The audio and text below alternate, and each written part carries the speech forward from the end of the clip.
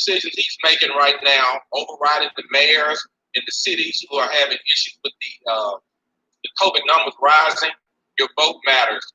Your vote matters because of people like Donald Trump. We have to get out here and vote to get these people out of office. So if you're here local in Memphis, get out and early vote. It starts tomorrow. In the other states, hey, vote. Send your absentee ballot in. Your vote matters. You cannot let these same old people sit in office and make decisions and hurt us. Because in the words of the mayor in Savannah, Georgia, Brian Kemp don't give a damn about us. So we have to give a damn about ourselves and take out and look out for ourselves. But get involved in the local, the state, the federal politics. Stay astute on what's going on. But remember, your life matters, your vote matters. Vote, vote, vote. And that's what's on my mind. You want everybody to vote? You want everybody to vote? I don't care how you vote. I do care how you vote, but I want everybody to vote. Make sure you vote, and if you Baby, I'm trying to get everybody on the screen, honey. What I need to do? Gallery. Gallery? Gallery. Is it on Facebook? I don't see gallery, honey. You're live. On who page? I just chatted on my page. I'm about to tag you in it right now. I don't see gallery, child. Slide it over, Sophia. There we go. There we go, honey. Hey, all my laughing hyenas. What's going on? I'm on my YouTube channel, honey. I got my kids in here, baby. They over here. Hey. Isn't it Sophia looks so you're my black brother. I love you, and I love you. That's all I know. That's how you know you don't know the words. That's your rap. So I think y'all to kiss and make up. To make up what? People think you and Otis mad at each other. Child, I'm not mad at Otis. Otis not mad at me. That's what we do, child. Me and Otis we have been doing this for years, honey. For years, baby. All the way back in Splash. Child, and if Otis is mad, child, that bitch got some extra feelings in reserve. Let me tell you something. I ain't mad at all, honey. You know, it is what it is, honey. I see we got props tonight. Since who? I don't have no props. I don't have nothing. Otis, you got props. Oh, you have some? Oh, I'm not doing all that tonight. That's why I dressed up as a lady, honey, because I'm not going to be carrying on like that, honey. I'm a lady. Oh, that's what you dressed up as? Yes, honey. I see since we last got together, you got some more accolades. Look at all them plaques on the wall back there. Yeah. Child, where you at? The church office?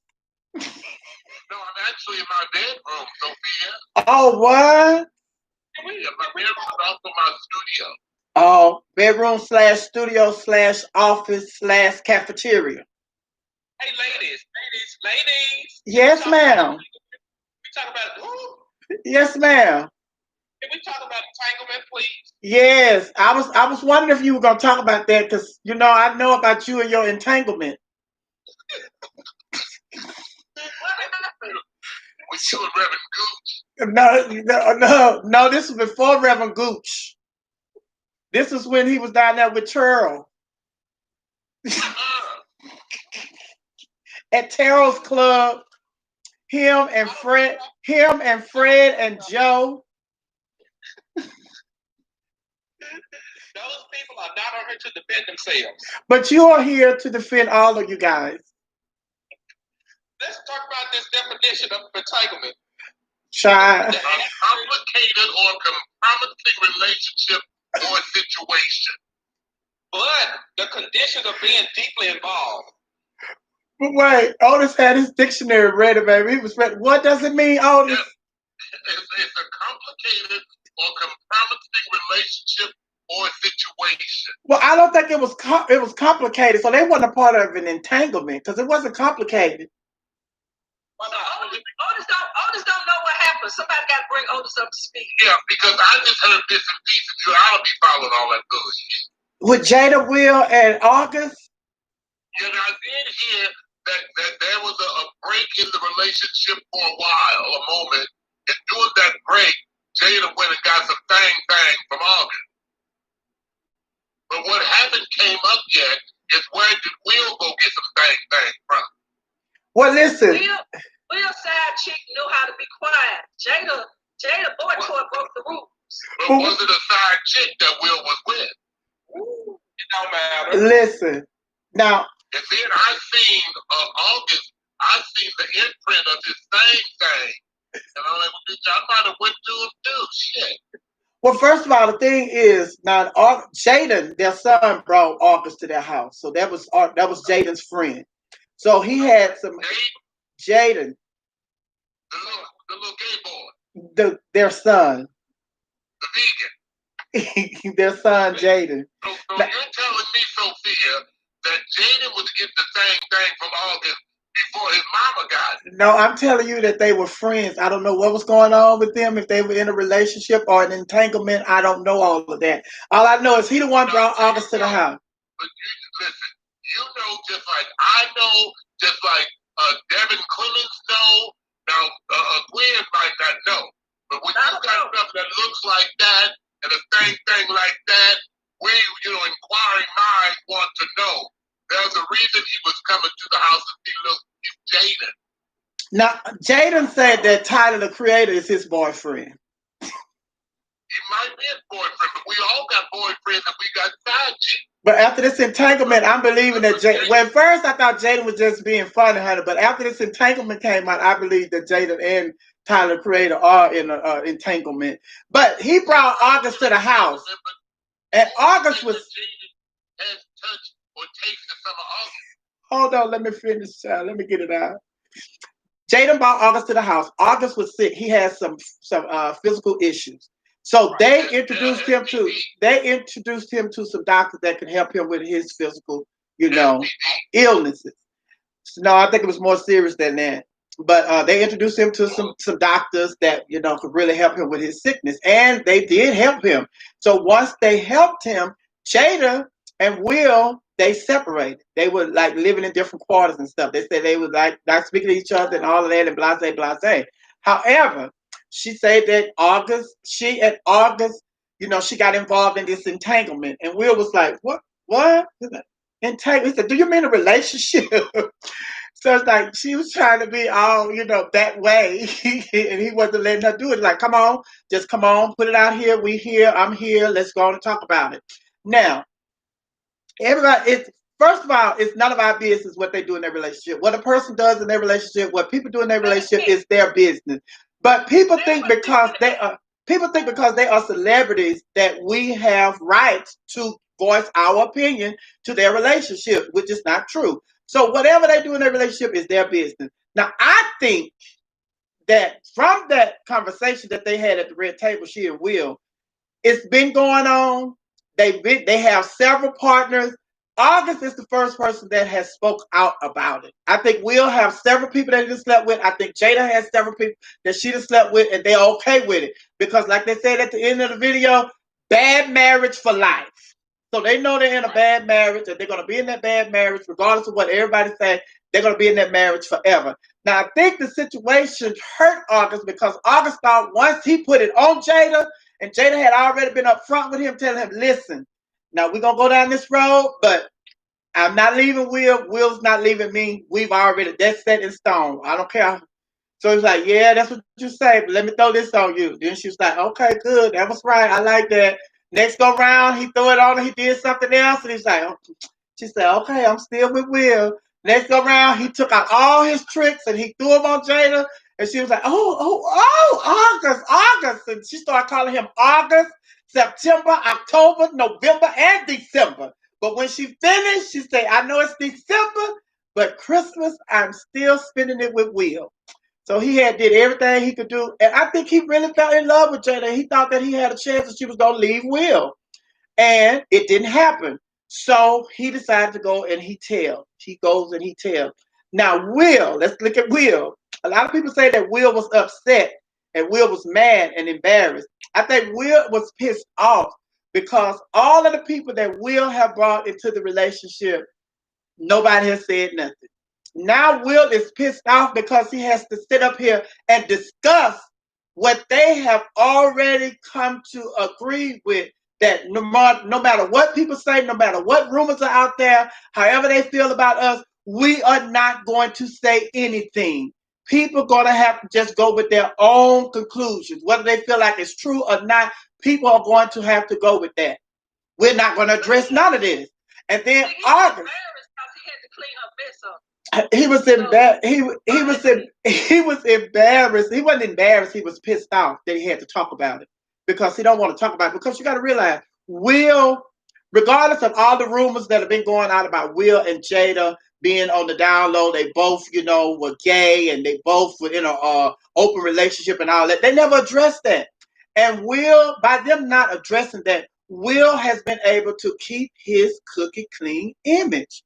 Because everybody's saying everything, but he has never addressed none of that. Every time he opened up a movie in the summer, #1 at the box office. Next year, #1 at the box office. Next year, all the rumors swirling around about Will, it's not affecting his career at all. He's still putting out these #1 movies and all of that. But now, thank goodness we're in the coronavirus. We're not going to be able to see if any of that, affects his career. But he is pissed off that he had to talk about it. And he's like, Jada. I got another theory. What's your theory? Okay, hold on. Jada Virgo, in case y'all didn't know. And then Jada a cougar. She what? A cougar. A cougar? Yeah. She's a cougar. Thank you, Daryl. Daryl. Daryl. Hold on. I got another theory.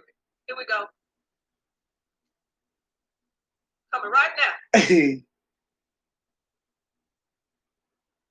You sure it's coming? It's better come. David, go over there and help your mama. I don't think. I'm so sick. Y'all ready?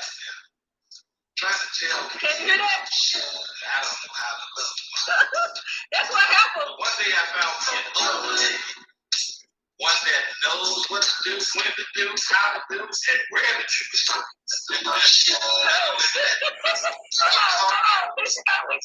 Get down and slow.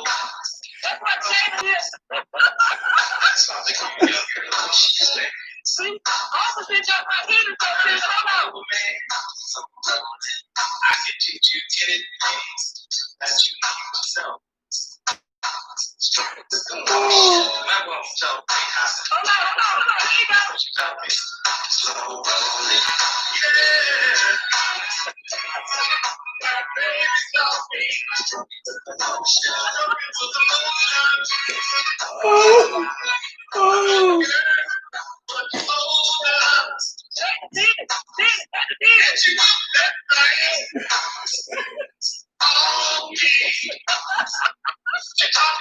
rolling. You said always put that thing on him. No, Jada put it on him.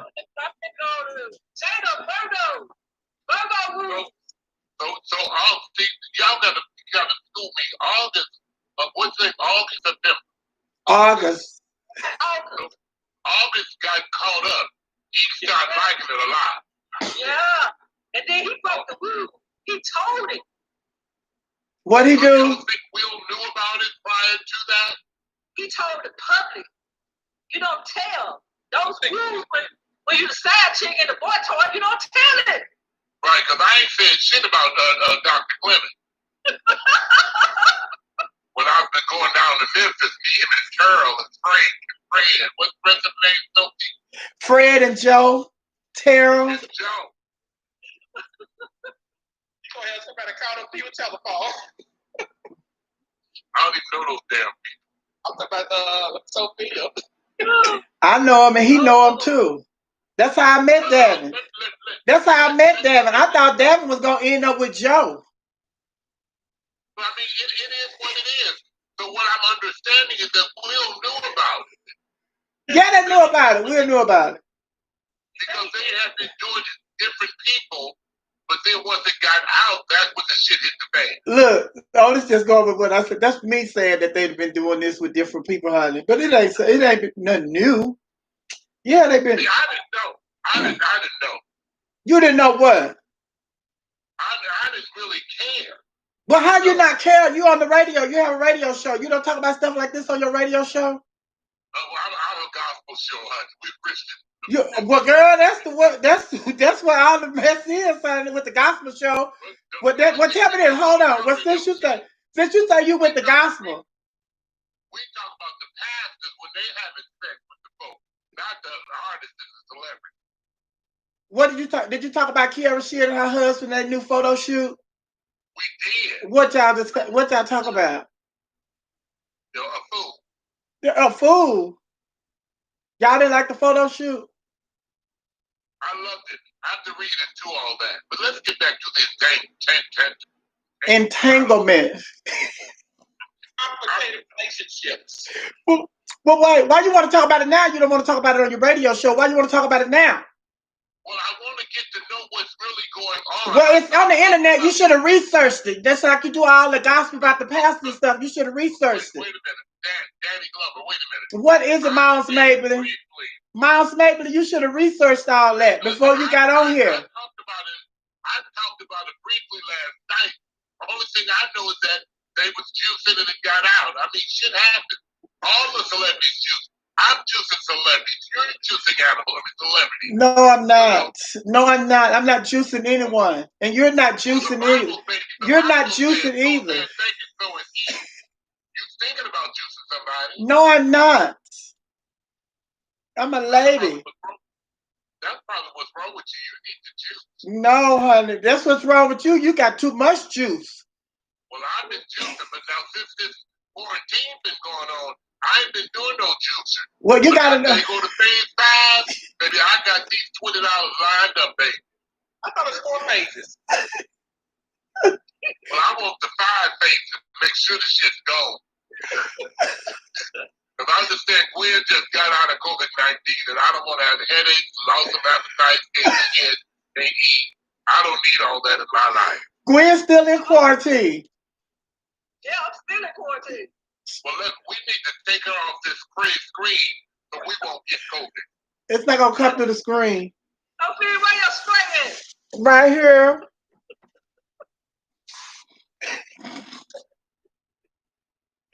So,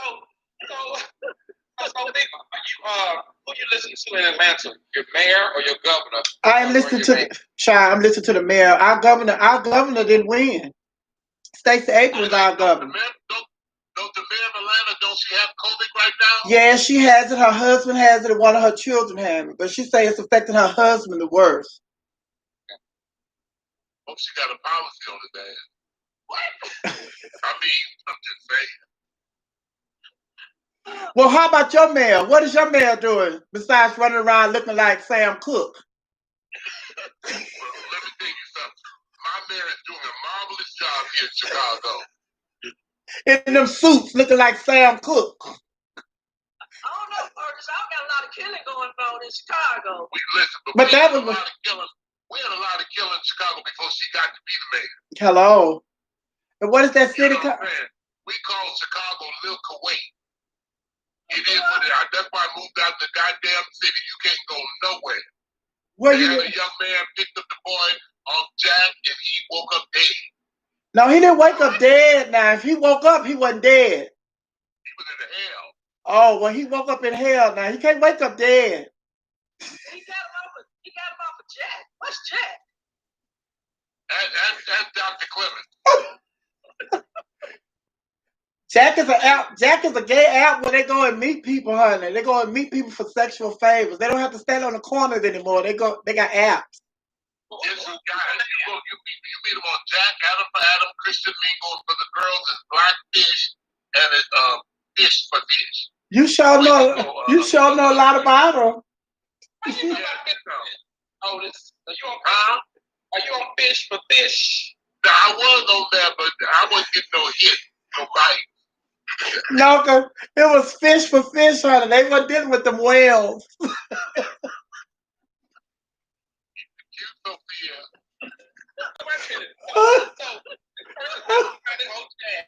They murdered the person in Chicago?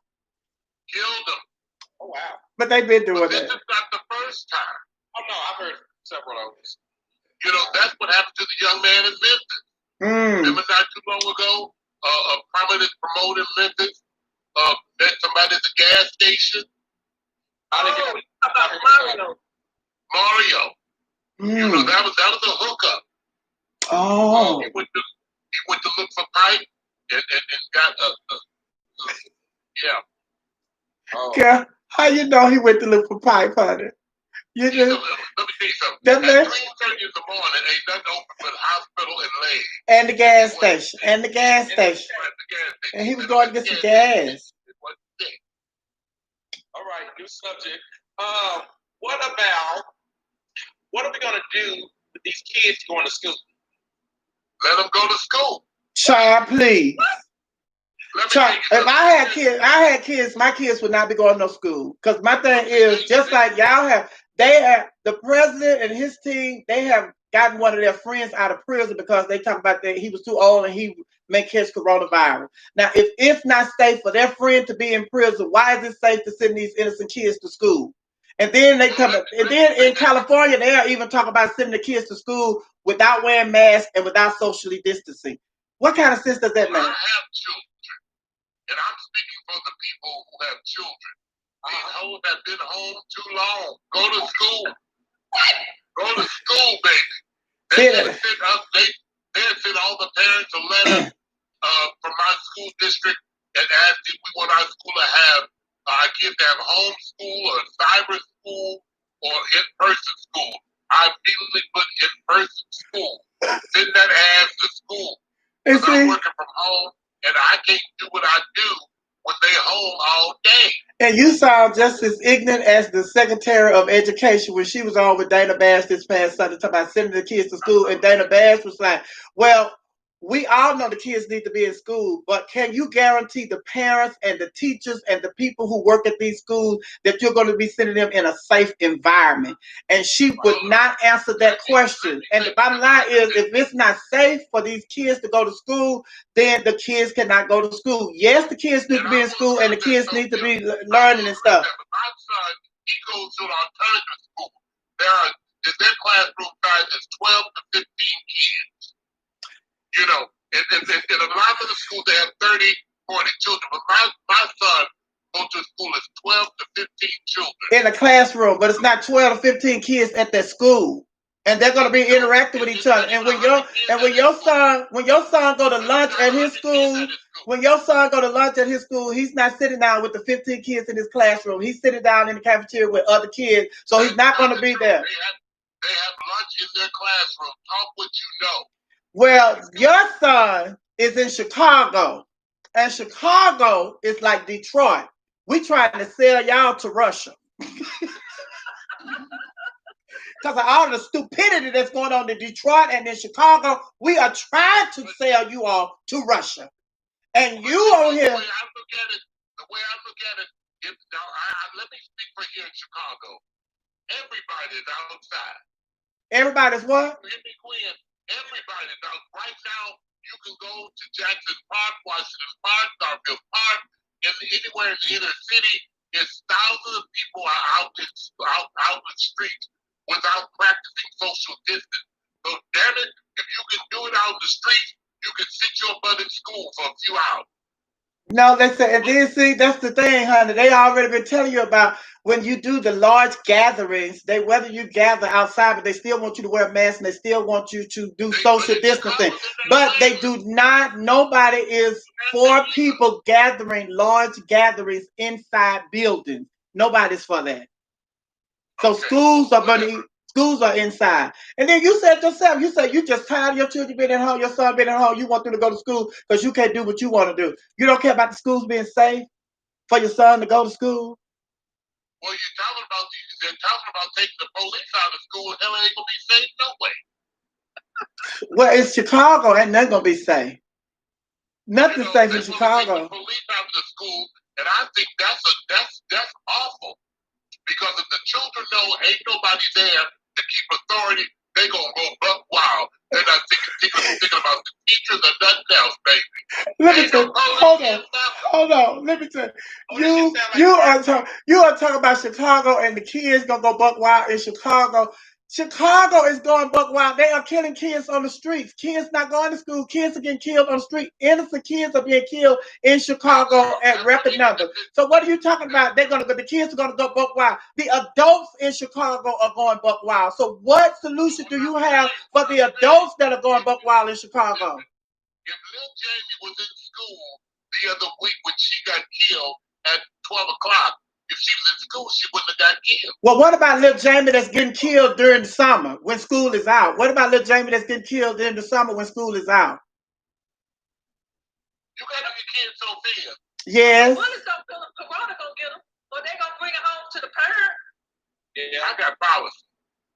What? What does that bring home to you, Otis? I got 7,500 square feet. My children's rooms are in the east wing, honey.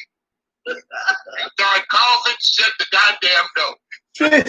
Let's see. She's talking about she got 7,500 feet and her children are in the east wing. Bitch, you can't have no east wing. Y'all in the same wing with 7,500 feet. We're not in the same wing, Sophia. What? Call them. Call them. I'm on the third floor. My children are downstairs. In the basement, at the neighbor house?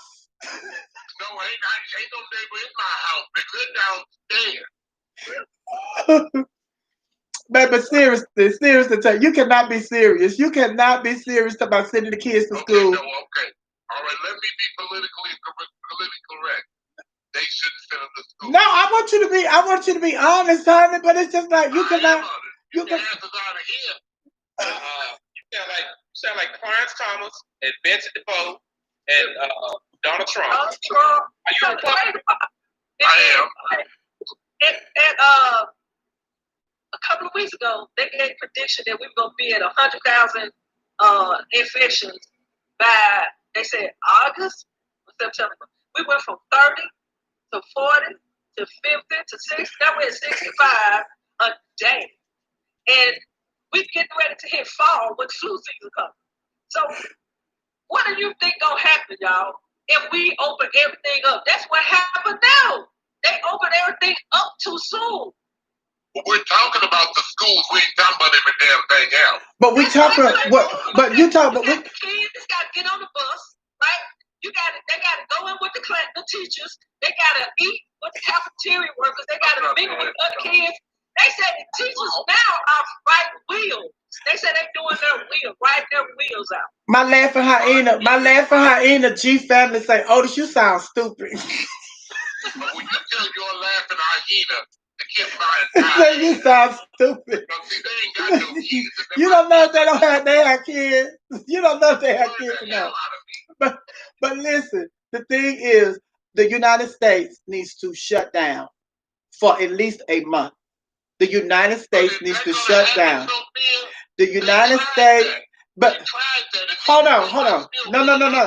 No. The United States has not tried to shut down the United States all at one time. Everybody needs to shut the United States down at one time, just like they did in the other countries. The other countries, they shut it down. Yes, the people got upset. The people didn't want to do it. The economy suffered and all of that.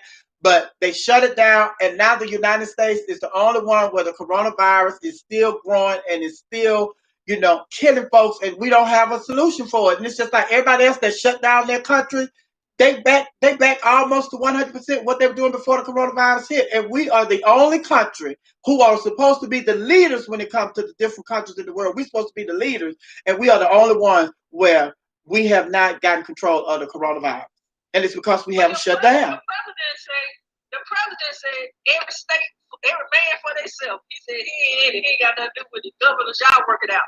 That's what the president said. And then everybody is worried about the economy. They're not worried about people's lives. They're worried about the economy. They want y'all to go out and spend these $1,200 that they sent y'au for these stimulus checks. And then they open up clubs, they open up barbershops, they open up nail salons, they open up gyms. They open up stuff that a lot of black people want to do. Because the white folks have a club in their house, they have a barber shop in their house, they have a salon in their house, they have a bowling alley in their house, they have a movie theater in their house. So all the stuff that they open up is for us to go out there and infect I said get infected and go back and infect everybody else. And there's an election coming up. There's an election coming up. So they already, and I told y'all when the coronavirus first hit those ships, they came up with a plan to dock those ships in California, a blue state. They came up with a plan to dock those ships in Florida. Florida is a purple state. So it's just like they're trying to take the Democrats out. And then it's just like we falling for it. Y'all falling for it, honey. It's just like, child, wake up. Wake up, honey. So what about, this is our last subject, and then we'll just laugh and have a good time. What about Nick Cannon and Viacom? Is it Viacom or Viacast? Viacom. So I read his quote unquote anti-Semitic comments or things that he said, and he apologized earlier today. I think I read his apology, and as of right now, he's no longer affiliated with the station, and they have fired him. So, what do you think about that? Well, that's the risk you take when you work for other people. You're not it's not your company. You work for another company, and like I work for the radio station. We were CBS. We were with CBS and Viacom the first time, and then they sold it to some other station. But the thing is, that's in your contract, regardless. Like he was on his what was it? He was on his own, huh? On his YouTube channel. No, he was on something else. It was something else. What was he on? He was on something podcast. He was on his own podcast. But the thing is, when you work for those companies, there's a clause in your contract when you sign your contract. You represent that company as long as you're under that contract.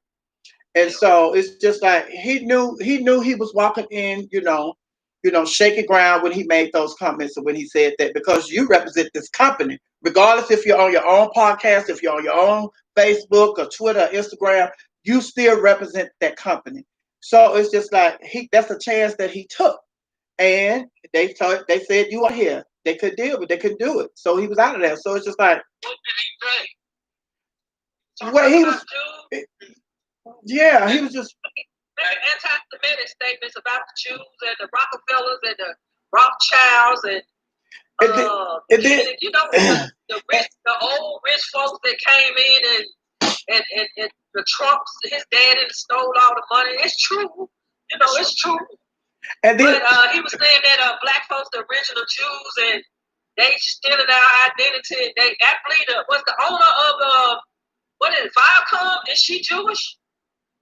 Got a whole lot of them in there. Yeah, CBS. Yes. Yes. They said they won't tolerate it from other people. So it's just all across the board.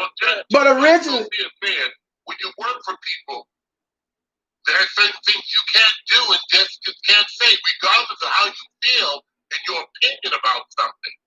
There are certain things you can't do.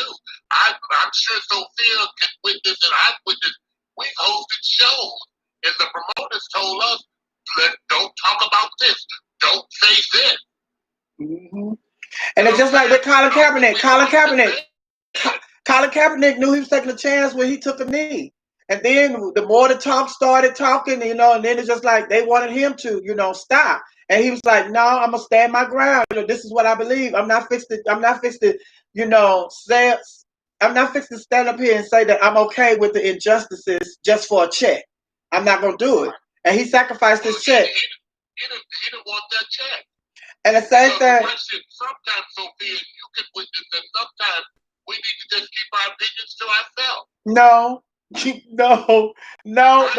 especially now. Watch this. Tomorrow, I'm doing a video shoot for the citizens.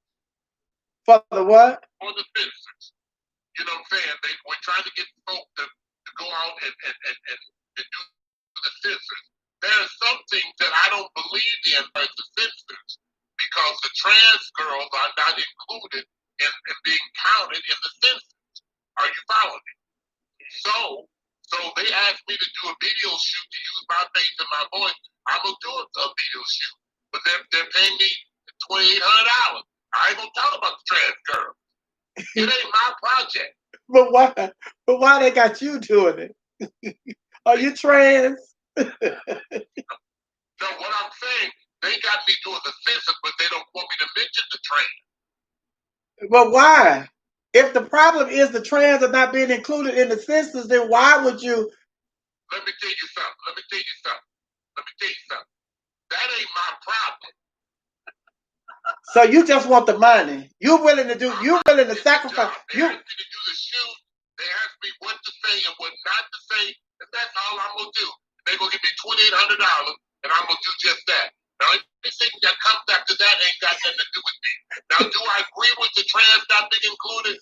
No, I don't agree. You do agree. You do agree. Cause you accepted the $2,800. The $2,800 is you saying you agree. Well, if you don't agree with it, then you wouldn't be doing it, regardless of how much they paying you. Okay. All right. Okay. But that's the kind of stuff. That's the kind of stuff that get us in trouble. It don't get me in trouble. It's because it's not about the money. It's the principle of the matter. If you feel that the trans community should be included, and they are not included, but you are still going to go and work with them and do what they say for the $2,800, then it's just like, what's the point? No, I disagree with that. I'm going to have to disagree with that, Sophia, because this is not my fight. But it's not my fight. Right, but since you put yourself in the middle of it for $2,800, why not? It's my mortgage. My mortgage. Well, so this is just the reason I am so adamant about Black people coming together, owning, working together, because I'm going to go back to Nick Cannon. If we would have owned our own stations and never sold the BETs and maybe get together and buy a station, we wouldn't have to worry about the situation as such. And until we get in these positions of power, this will continue to happen. We will be censored. We'll be fired. We can't say certain things. That's why we have to come together, no matter what, because at the end of the day, those individuals who own that station, they stick together. And they're going to get rid of anybody who goes against policy or say anything contrary to their beliefs. Especially, but Dr. Clemens, that's in anything. That's in anything you do. But white, Jew, Gentile, that's anything you do. If you go against what I say and what my belief is, then I don't need you to be a part of this organization. Well, if that's the case, Otis, we would not be sitting here right now because all of the black people and some white people have paved the way for us. They have said many things that people told them not to say, and have did many things that they were told not to do. They're not there right now. What? Otis, I'm about you. I gotta wrote a song that is, "This battle is not yours, it's the Lord's." Mama, just me being one person, I can't change everything. You can change a lot. But hold on. I'm not going to try to change everything. But hold on. You are doing this for the $2,800. You say that's your mortgage. But you are the same person a couple of shows ago that was upset with everybody when they couldn't guess the answer to your question about Black Lives That Matter. When they done what? When they didn't know the answer to the question that you was asking about Black Lives Matter. But now wait a minute, Sophia. I'm not saying, and don't misquote me. Don't misquote sellout, Otis. I'm not a sellout. I'm a businessman. I'm not a sellout. And don't misquote me. I do believe that Black Lives Matter. But let me tell you something. No, I didn't say you didn't say that. I said you were upset when we were doing Hollywood Square. You were upset when you asked the question and you was naming all these quotes, saying all these different quotes and everything. And you were upset with everybody because they didn't know the answer was, these are quotes from Black Lives That Matter. Black Lives Matter. And you were upset. But then you sit up here tonight and you talk about, you accepted the trans community should have been involved. I think the trans community should have been involved, but they paid me $2,800. They told me to say this and not to say this, so I'm just getting this $2,800 to pay my mortgage. So it's just like you be straddling the fence. There are so many. Let me tell you something. Let me share this with you. Let me share this with you. It's not my fight. It's not my fight. But when do you get in? Yeah, but what's your fight? Hold on, Miss Quinn. I'm in it. You in it for the money. You're not in it. You're in it for the money. You are in the way. You are the problem. People like you are the problem. You say it's not my fight. It's not my fight. Well, if it's not your fight, then why not invite somebody whose fight is to the table? As opposed to going to the table knowing that it's not your fight and you going to the table just to get the money. Bring somebody to the table whose fight is. You in the way. You the problem. We had a meeting on Saturday and some couple trans girls from there, they the one brought it up. I didn't even know the trans girls were being counted. I didn't even know. And now that you know, so what's your solution since you know? That I think they did. My solution is this. I think they need to be counted. I think they need to be counted. But in the midst of them needing to be counted, I gotta do what I gotta do. Hold it. You the reason why Harry Tubman carried a gun. So did. Well, part of the reason why, well, I guess the reason Harry Tubman is the reason I carry a goddamn gun. And here's the reason why black businesses don't survive. Why what? Here's the reason why black businesses don't survive. Everybody always saying support black businesses, do this for black business, blah, blah, blah. But time somebody else come along with a better idea, and time somebody else come along who know that they can get to you with some money, you're gonna be the one that's gonna divide the black business community. Because they're gonna buy you. I'm not trying to divide the black business. But that's what you're doing. That's what you do when they wave money in your face, when they dangle dollars in your face, they buy you. Oh, we all know. You told us. We all know. There's no mistaking about it. We know your big ass for sale. How much he gets $2,800. $2,800. Huh? You're for sale too. I'm not for sale. This is for sale. I'm not for sale. But this is for sale. Huh? What's that, Sophia? Meow. But I think that you guys are reading too far into it on my aspect. No, I think right, because you want us to buy. Let me see what my hyenas are saying.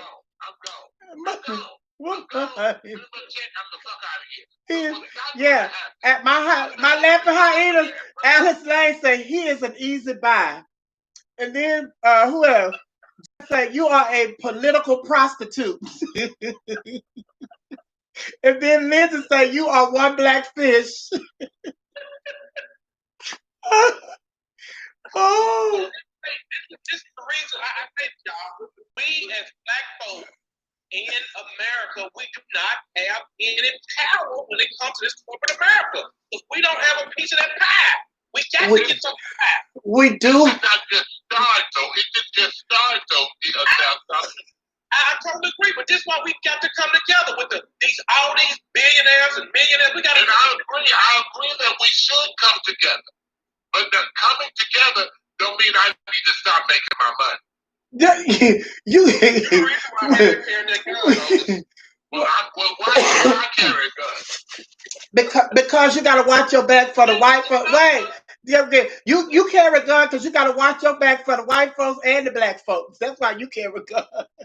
Because you straddle the fence. You're only doing stuff for you. You're in it for you. You're not in it for the black community or the gay community. You're in it for you. And you have told us that this is not something we're saying. You told us this. This is from your mouth. You told us this tonight. You're in it for you. Because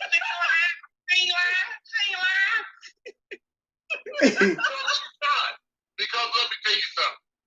I can't change the world, and I ain't gonna try to change the world. I'm gonna fight with you. I'm gonna stand with you. No, you're not. You're not fighting with me. You're not. You just said the trans community should be included, and they're not included, and you went over there to get the check. What ain't gonna happen? What ain't gonna happen is you're not gonna face the truth. You're not gonna you just can't handle it. Like Jack Nicholson said in that movie, you can't handle the truth.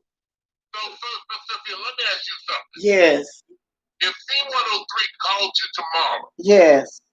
And they say, Sophia, we need you back because our numbers are falling.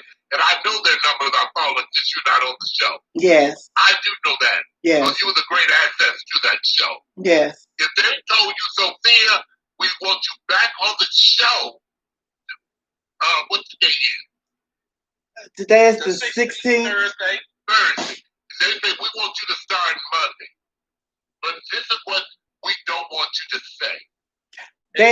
When I worked for the radio station, and matter of fact, when they did call me back. They did call me back, and it was just like I'm telling you. It was under my terms. I went back under my terms. They had an offer, and I countered their offer. And then, when I signed my contract, both times working for the radio station, I knew what I could and could not do because I am representing the radio station. I have my YouTube, I have my Facebook, I have my Instagram, I have my YouTube, my IG, everything, my Twitter. All those accounts are mine. But what I do on those accounts reflect me as, an employee of that radio station. So I'm aware of that. So I know what I'm doing. But the bottom line is I am not, B103 is not going to dictate to me what my terms are going to be on my contract. We have to negotiate that. You're not willing to negotiate. You're just going with the offer. They offered you $2,800. That's not true. Yeah. You can't put words in my mouth. I am willing to negotiate. When they ask when they asked me to come tomorrow to do the video shoot, they said, Otis, we want you to do the video shoot and we want you to talk about the censors. And we want you to talk about how important it is to go out and do the censors. If that's what I'm going to talk about. My personal feelings about everything else, I'm not putting that in there. Okay, but even if you don't talk about it during the video shoot, did you talk to them about it before the video shoot? So then it's just like, what was your conversation with them about it? My conversation with them. Let's see. First of all, I didn't know trans were not included in the census. I didn't know there was a box that you check. It's just a male, female, married, female. I didn't know it was trans. I didn't know that until the young lady brought it up. So that was a concern of mine. But the videotape that I'm doing has nothing to do with trans. It just has something to do with the importance of you filling out the census. But what's the purpose of the census? I don't know what's the purpose of the 2,800. But see, it's just like, well, if the purpose of the census is to get an accurate count of the people, so the money that's going to be distributed is going to be distributed to the communities where those people are counted. And if you know the trans community is not being counted, then it's not going to be an accurate count from the census in Chicago because people are being left out of the census. Well, I don't really know if it's really an accurate count of what happened to the money 10 years ago that was allotted for the census. I don't know how much went to the Black community. I don't really know. I did ask them, hold on now. I did ask them if they could give me a data sheet of where money went. You know, what community, what it went to. Google it. It's public information. I looked it up. It's public information. You can Google it. Well, according to the fact. Hold on, Devin. Hold on. It's public information. You can Google it. Let me Google it right now. Well, it says that starting April 1st, regardless of your sexual orientation, the 2020 census will give people an option to identify a relation as a same sex. And then it also says individuals who identify as LGBTQ, they're going to have a spot on the census where they can mark that for reliable data. So it's going to be counted on the census. So problem solved. Problem solved. Problem solved. Problem solved. Can we go to our next question? Problem solved. You said starting April 1st, they're going to be counted. Problem solved. No. I said as a same-sex relationship. As far as like identify as male and female, I don't think they have trans on there. They don't have trans on there. Did you do the census, Dr. Clemens? I did mine. And I did matter of fact, I did a video. I didn't get paid for my video, but I did a free video encouraging people to complete the census because The census also dictates the allocation of school board monies, city council. There's an array of things that the census dictates. There's an array of things. Now, everything and everybody ain't gonna be counted. Are you following me? So don't jump on. So why do it? Why do it? Why do the census? Let me tell you something. This is why I say the government in America is corrupt. The government in America is corrupt. Hold on. The government in America is corrupt because we here in Atlanta, prime example, and everybody that been in Atlanta, we here in Atlanta. Y'all know Atlantic Station? Atlantic Station in Atlanta, the whole new community of Atlantic Station that they put in Atlanta, all of that was because the white people were tired of Atlanta voting for all these black mayors. So they had to come up with a way to stop us from having black mayors. So they created a whole community in Fulton County in Atlanta, and that's where Atlanta Station comes from. But what they didn't think through was that these black rappers who have all this money and all these black entertainers in Atlanta was going to go and buy up most of the property over there in Atlantic Station. So their plan failed because of the black money here in Atlanta with these rappers and stuff. So they always going to come up with ways to try to steal elections, which is what they do.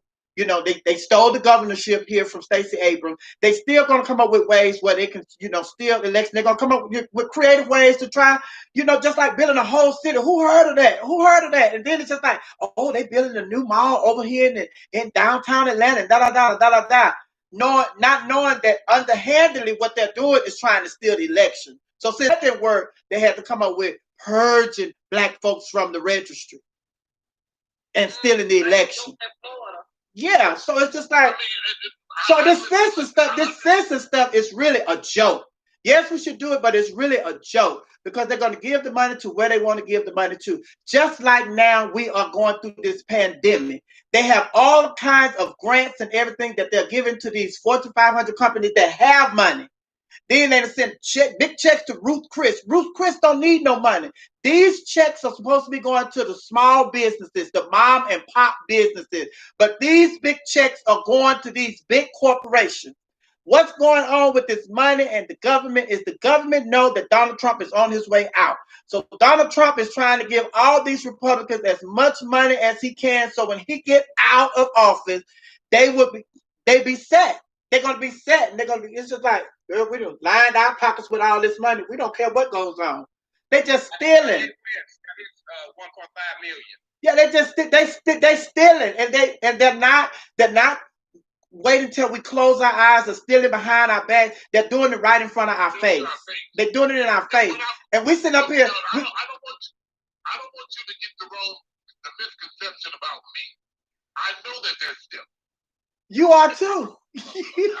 You told us about you are too. You stealing. You're a part of the stealing.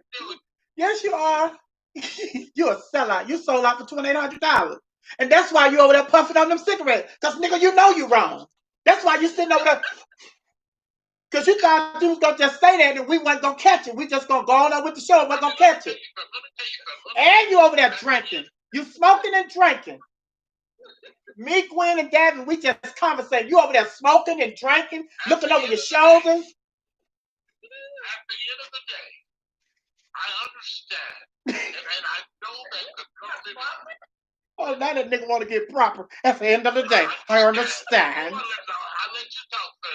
Let me go ahead, ma'am. At the end of the day, I do agree totally with you guys that the government is full of shit. Hold on. We need for you to do more than agree with us. We need you to fight with us. Don't just agree with us. We need for you to fight with us. And you fight with us.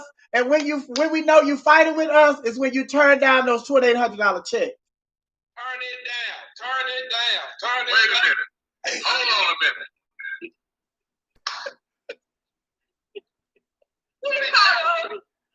Hold on. Yeah, took the numbers. Hold on. Hello. I want to counsel Somebody talking. Hello? What about speakerphone? Hello? Wait, let me put your. I need to hold on. Why you calling me, Otis? Let me put your big speakerphone. Why I need to count the fish for them all because they think I'm wrong for doing it. Okay? Yeah. Why you calling me? Because he ain't talking about that. I'll be at 3:30. Yeah. Baby. Let me tell you, during this COVID,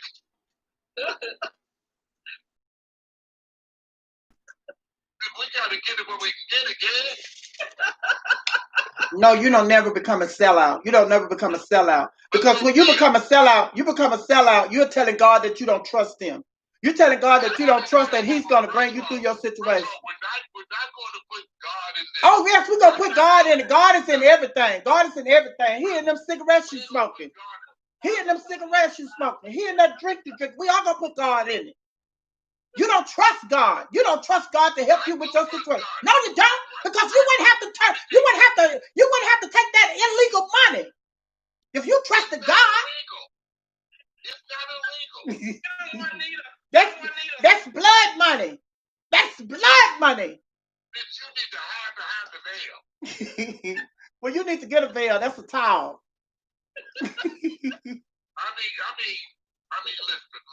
Listen, and I want you. I'm gonna bring you on my show. You're gonna have to do my YouTube show because my laughing hyenas, they going in on you. They cannot believe it. I love to do it. Yeah. But we're gonna have to be. I'm gonna have to. You're gonna have to come here because I'm gonna come to Chicago because there's Chirac. They don't have a jet big enough. You know, Gwen and David Clement, y'all motherfuckers, y'all falling the fuck out. This is my last show. I'm not gonna sit here and be really cute.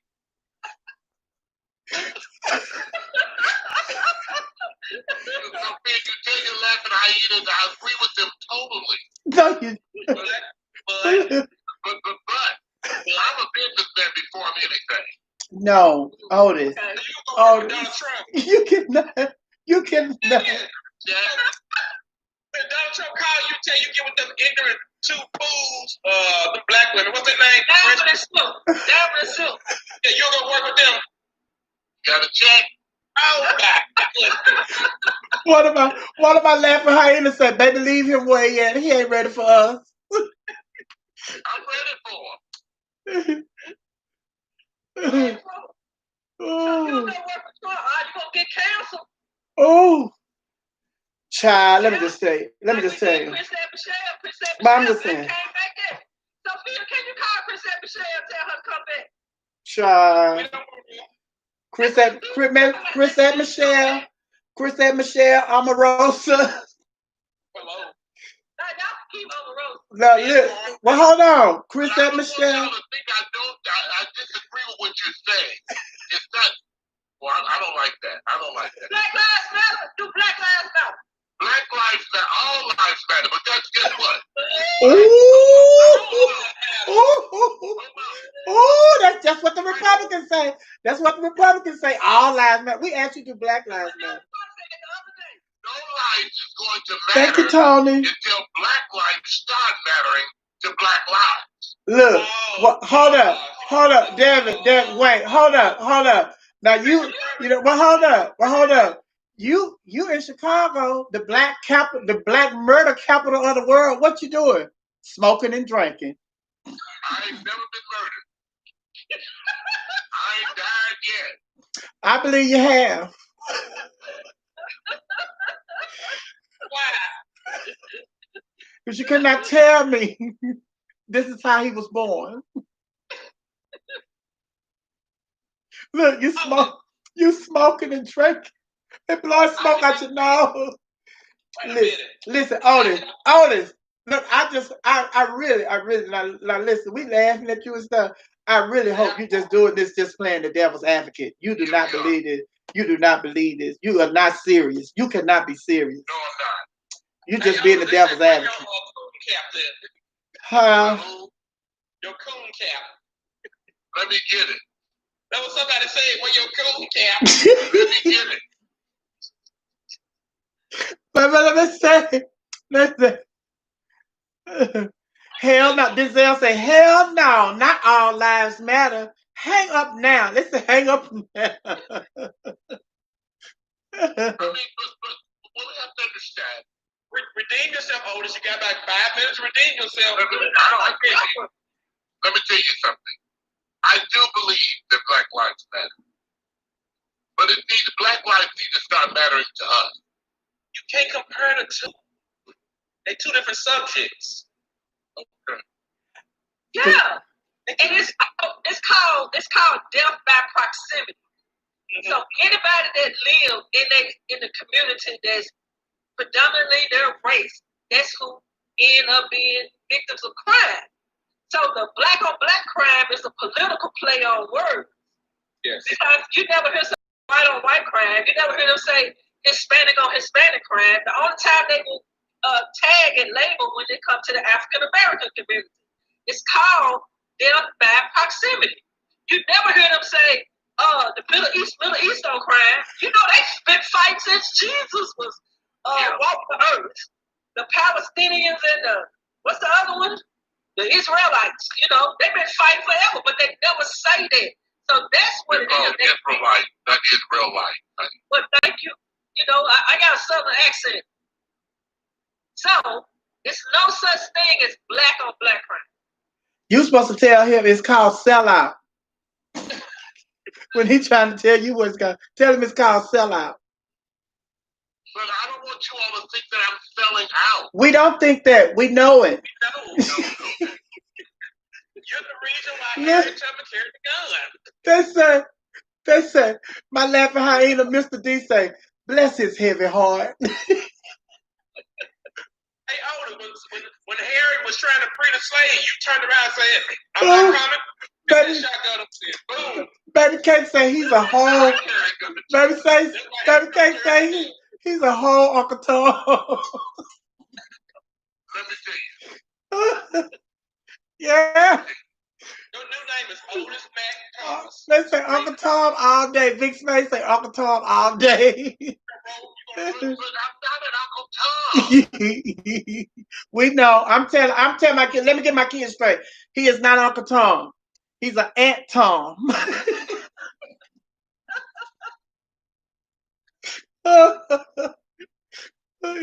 Oh, Chris underscore make say you sold out for $2,800. At least you can go work with Trump and get more than $2,800. Well, I hope he fucking calls. We need some more black people. I'm trying to buy this Land Rover. Hey, yeah, that's me. Don't go. Who you buying the Land Rover for? You gonna cut the top off? You know they got a big one, Sophia. They're gonna have an extra big one. Well, your money buy everything, honey. Oh, well, you should know. Because you don't turn none down. I have turned down money in my day. I have turned down money in my day. You say what, Sophia? I have turned down money in my day. I have too. And I could use the money. But it's just like it's the principle of the matter. It's the principle of the matter. Let me tell you what happened. Let me tell you how good God is. Okay. God is so good. Hold on. Let me tell you how good God is. I have tried. Well, I'm gonna tell you how good God is. I'm serious right now. I have turned down money on gigs because it was the principle of the matter. And later on, those same people had to come back and book me because I'm the only one that can do what I can do. There are a lot of copycats out there, but I'm the only one that can do Sophia. I'm the only one that can do Sophia. I'm the only one that can do Sophia. If you want Sophia, you got to hire Sophia. And what happened was I was able to demand more than I wanted originally because they saw that I was right. And when they came back to me, just like I'm telling you about V103, when they came back to me, they had to give me what I was demanding. And then when the girls who were with them, when I walked away from them, found out what I was making as opposed to what they were making, they got mad at me. Favor ain't fair. That ain't got nothing to do with you. Because if that's what they was making, what they agreed on. Right, and just like I'm telling you, sometimes you have to walk away. Money is not. $2,800 is a lot of money. Yes, it's a lot of money. If you'd have stood up on the side with the girls, with the trans community, you never know what, because of what the world that we're living in and the way that the world is moving now. And I just told somebody this the other day on another live last night. A lot of people, when we first got involved in this gay stuff, we were who we were, and we were just enjoying our life and living our life. And we did not, when we fell in love with people back in the day, when we fell in love with people, with same-sex people, when we fell in love with each other, we fell in love and we wanted to be with that person, but we did not treat it as though we were going to live the rest of our lives together. And then we did not think that the day would come where gay marriage would be legal in the United States of America. So moving forward, gay marriage is now legal in the United States of America. But a lot of gay people are still playing in gay relationships. Why is that? Why is it? We could do. I tell you why. Our people have been damaged, i.e., family, church, society, etc., etc. We have a lot of trauma. So that's one of the main reasons why what you just said, play in relationship. We have been damaged big time. And so until we get repaired, we can never be made whole. And so that's, in my opinion, one of the reasons why. But nobody's. I don't even want a relationship. Yes, you do. Why? Yes, you do. Yes, you do. Yes, you do. Yes, you do. Yes, you do. That's. First of all, I'm selfish. Everybody is. But I'm really selfish. Everybody is. It would bother me. So you couldn't have no entanglement. That's all he can have is entanglements, because he don't want a relationship. So that's all he wants is the entanglement. But everybody wants a relationship. Everybody wants. You were not created to be by yourself, Otis. I'm not by myself. He's in the entanglement. But I say everybody wants to be in a relationship. Everybody wants to be loved. Everybody wants to have somebody.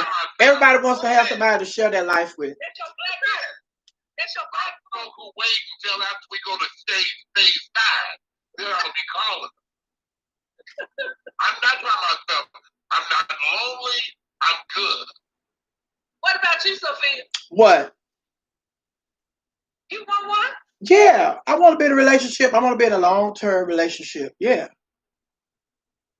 It's beautiful. It is. It is. But let me say. If that's what you want, kudos to you. That's not what I want. But the thing is, we are, like Davin was saying, we are a damaged people, and we have not been given the proper tools. We have not been given the proper tools to. We have not been given the proper tools to fix ourselves, or to the directions in which to go to get the repair that we need.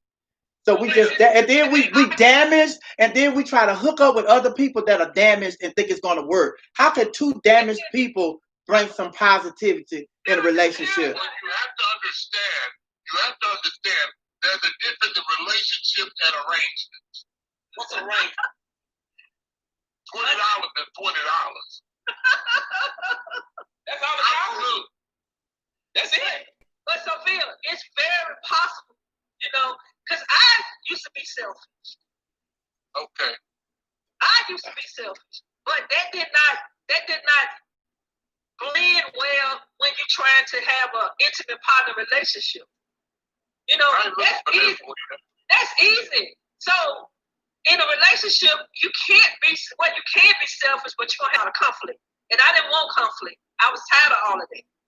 So it's 3 things you do. You get your information, you apply it, that's gonna give you your transformation. Information plus application equal transformation. I'm gonna put it on a t-shirt. So there it is. There it is. And it happened. It's possible. You can move from there. I didn't start getting it to me for Sophia until I hit like 40s. You know, 20 years ago.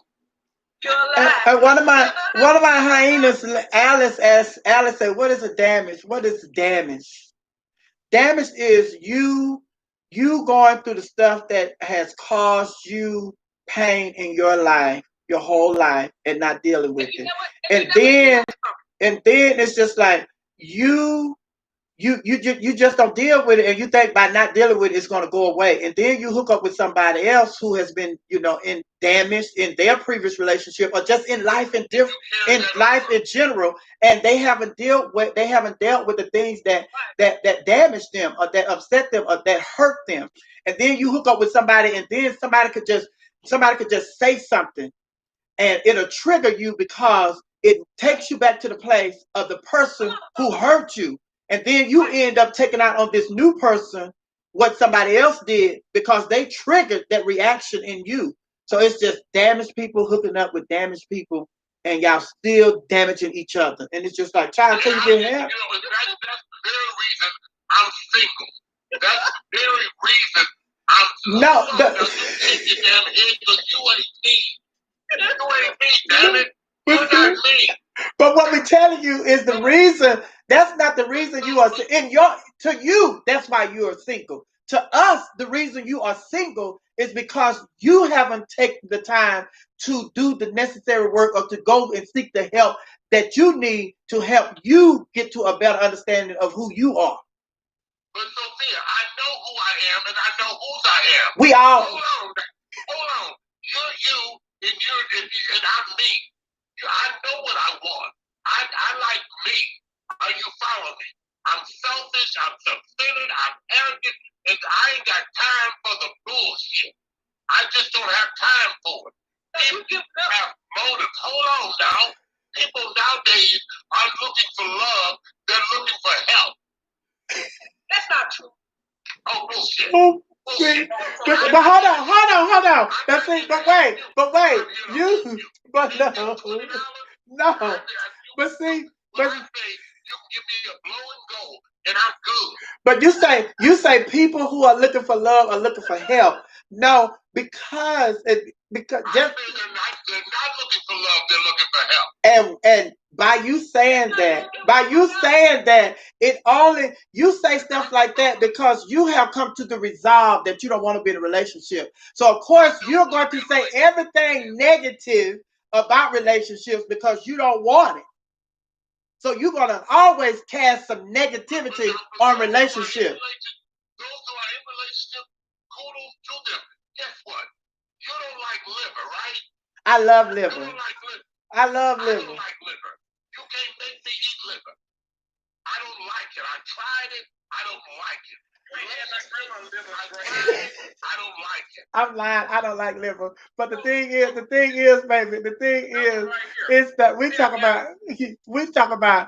not talking about liver. We're not talking about chicken. We're not talking about sardines. We're not talking about cheesecake. We're not talking about ice cream. We're not talking about when it comes to food. We're not talking about what food we like. What we're talking about is, do you like you? I love me. You do not love you because you are not willing to put the work forth. You are not willing to put forth the work. I love me. You love what you think you are. It's the foolishness and the shenanigans that going on that people bring into relationships. I'm not going to tolerate it. Well, calm down. You would not have to go. You would not have to go through that if you stop trying to have these teenagers. Get somebody. I don't like teenagers. I don't like teenagers. But listen, and calm down. You're always shouting and stuff. You're not going to be in a relationship. I don't like it. That's because you all are trying to make me something that I'm not. I don't like teenagers. We're trying to make you better. Like oldest. 22. Oh my God. So look, tell Alice this also, Sophia. Damage is this as well. So when I was a little boy, I was raped as a little boy for like many years, and so I had to go and get counseling because that was rape. Anyways, you still talk to the person who raped you. Let him tell the story. Let him tell the story. Tell the story, baby. Tell the story, niece. So damage is this, Alice. Being raped for over 10 years. So I'm talking to the laughing hyena, the hyenas, Alice, and being raped for over 10 years, and then coming to myself into this the gay life, not lifestyle, because lifestyles are conduct to coming into the gay life, meeting people and not realizing that affected me in relationships. So I had to go get counseling. That's another form of being damaged. And that's so let me. I'm glad you mentioned that, Dr. David D. Clement. So in the midst of you being, watch this. I'm going to go somewhere with this. Y'all follow me if you will. We're going to try. In the midst of you being raped those 10 years, was it something you didn't like? So when it first started, I was yes or no question. You tell me how old you were. When it first started, I was like 4 or 5. So that's terrible. So as it began and continued, I began to like it because it was my first time being exposed to something. So when I was, I used to go to the person when I got like 10, 12, 13. Let them do it again. Initiated because I was being raped, not molested, raped from 4 or 5 years old all the way to like my teen years. So I got used to it. It was the normal for me. And so that's why I say molested, not rape instead of being molested. And so you choose in your adult life to continue to do that with somebody else. Somebody or something that hurt you years ago, something you didn't like. You choose to go on to that in your adult life. So it's really it's complicated because I try to fight those demons by dating women and having sex with women, but that wasn't what you wanted to do. No, I believe personally, if I wasn't raped as a child, I'd have been born this way because I've always been attracted to boys and young men as I was growing up. So I believe deep down I was born this way. So I tried to be quote unquote normal by dating women and doing those things, and I did it. And if I see an attractive woman, I would say she's attractive right now. But I just thank you. You're welcome. So it's really complicated to talk about attractive women, but that's a whole nother show. But my point was to her, that lady, that's a form of being damaged. I didn't even talk about being damaged in a relationship. I'm talking about being damaged even before I even knew anything about a relationship. Well, let me say this: there won't be nobody will misconstrue or misunderstand. I've never been damaged. I'm not the way I feel. Queer, fix your face. Fix your face. But wait, how can I'm not speaking from a place that I had been hurt or damaged in the past. And this is the way I feel now. This is just the way I tried relationships, Sophia. I tried it, but these hoes ain't loyal, and I just ain't got time for it. Hey, Otis, but you said. They call you Uncle Rollers from the Boondocks, Otis. What the hell they want to call me? But I got a lot of problems, but sex and money ain't one of them. And I want you to know that. It ain't one of them. My sex and money ain't one of them. You know, and we can agree to disagree, but I just think and I feel differently than a whole lot of other people. No, but what I'm saying to you is, we know that although you say that you're not damaged and you don't have problems and all that, but hold on, but to the average person, you have come to this conclusion because of your experience, and your experience has not been positive, and that's why you say. But hold on, but hold on. You can, but wait a minute. But you cannot disagree with that because you have said you're not. But you have said tonight that you are not willing to, that you don't want to be involved in a relationship because people are full of bullshit. You said that. You said people are full of bullshit. You don't have time to put up with the bullshit. Well, I've been in relationships before.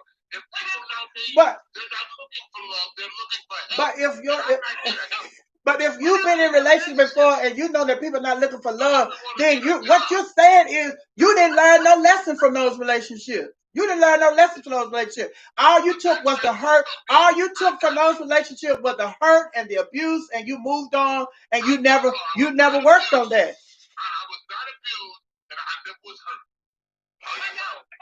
And I'm a white lady. And I'm a white lady. To love somebody else, you gotta love yourself. See, I love Otis. I love me. Let me clarify something real quick. Somebody just sent me a text message. You know, everybody's very analytical.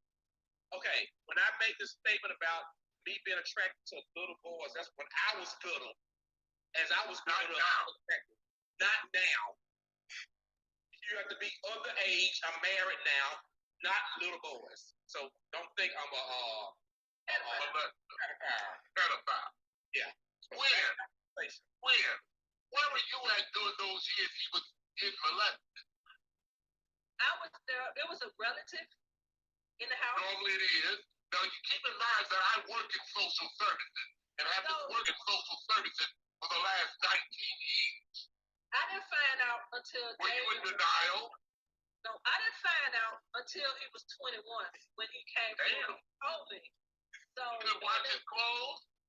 During that time, yeah, I didn't see anything. Nothing. No, nothing. We got relatives, you know, in the house. So you don't think that your relative is abusing your child? Yeah. Well, a close relative. You don't think that. But, you know, the relative manipulated David and, you know, had him thinking that all kind of things were going to happen. And then he was like, and if I had found out, I wouldn't be talking to you right now, Otis, because I'd be in jail. I'm with you. Because I would have killed him. And then my let Lahaina say, in reality, you attract what you are. So if he keep attracting people who need help, maybe he should do some work. You for giving them folks $20? Yeah, that's what he has settled. He has settled for now. $20 and some head. He gives you $20 and some head. That's all. He don't want no intimacy. He don't want no intimacy. He don't want nothing. Sophia, you tell your life and I hear that.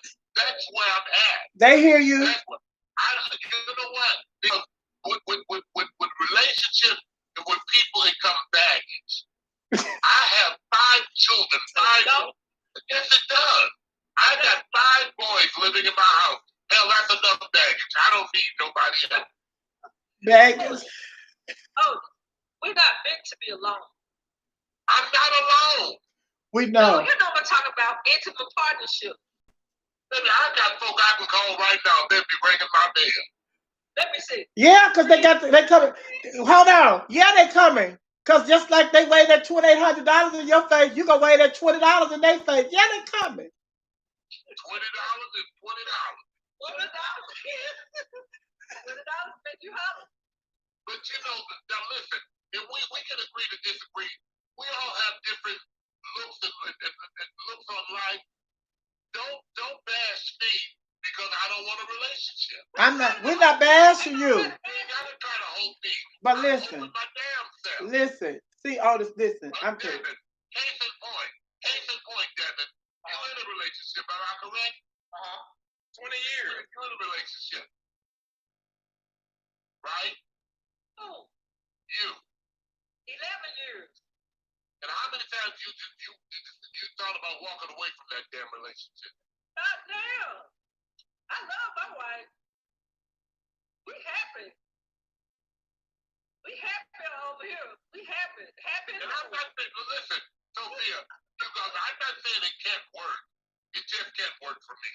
It's because I put work in it. That's why it works. I put work in it. Sophia, why aren't you in a relationship?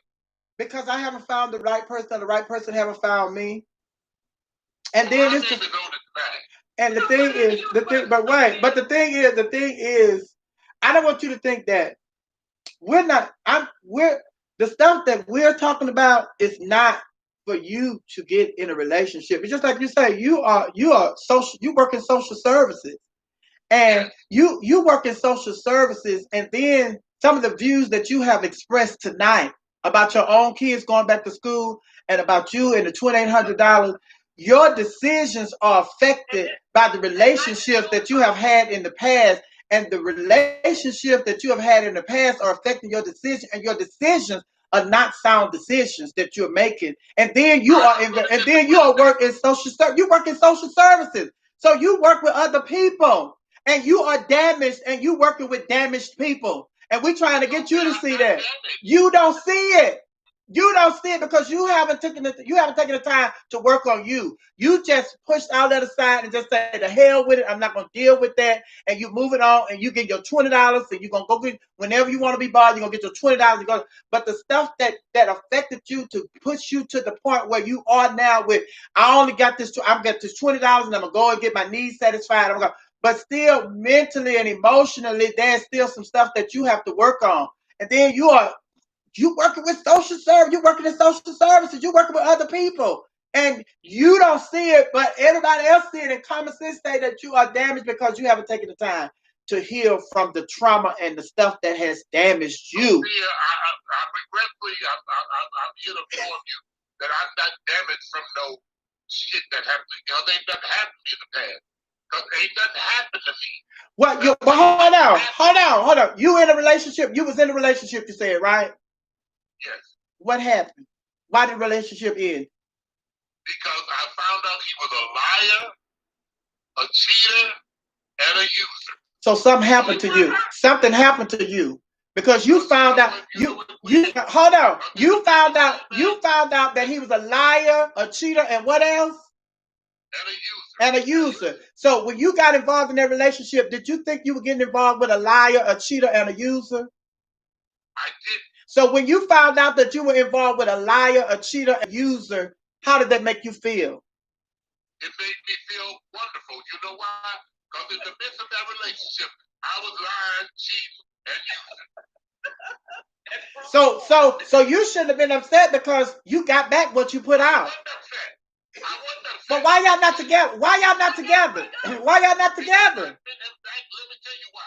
Because I was put on a plane to Memphis, Tennessee, because I said I'm not going to tolerate this. I'm not. Why? You were doing it too. I sure would. So why you couldn't tolerate it? No, y'all not together. Y'all not together. Y'all not together because he was a better liar, a better cheater, and a better user than you. That's why y'all not together. He wasn't Sophia because he got caught. I didn't. But for you to be a liar, for you to be a liar, a cheater, and a user, for you to be a liar, a cheater, and a user, using a relationship partner, that says a lot about both of y'all. Y'all deserve each other. It probably does. It probably does. But guess what? I was trying to be better. But then that's what. But hold on. Let me just say this. I was trying to be better. But let me say this. I found out they was lying and cheating, girl. Once you found out what? So you started doing it? We gonna have I never stopped. We gonna have a rainbow table talk. Next show. We're gonna put it on table. We're gonna put it on table. Whatever. So we still got like a lot of people watching us online. I need y'all to share this show on your page. Sophia, why are you single? Well, I just told you why I'm single. We gotta that's gonna be the next show. Why are you single? Sophia Otis gonna put y'all on the so-called rainbow table talk. Are you gonna have me back? Y'all gonna have me back? Are you coming back? Because you threatened to leave tonight. You threatened to leave tonight. That's because y'all hoes are trying to attack me. We weren't attacking you. We weren't attacking you. I wouldn't dare to attack you because you remind me of my favorite person. Child, I wouldn't attack you. Why would I attack you? I wouldn't attack you, child. I would attack you. You sitting over there looking like Stacey Abrams.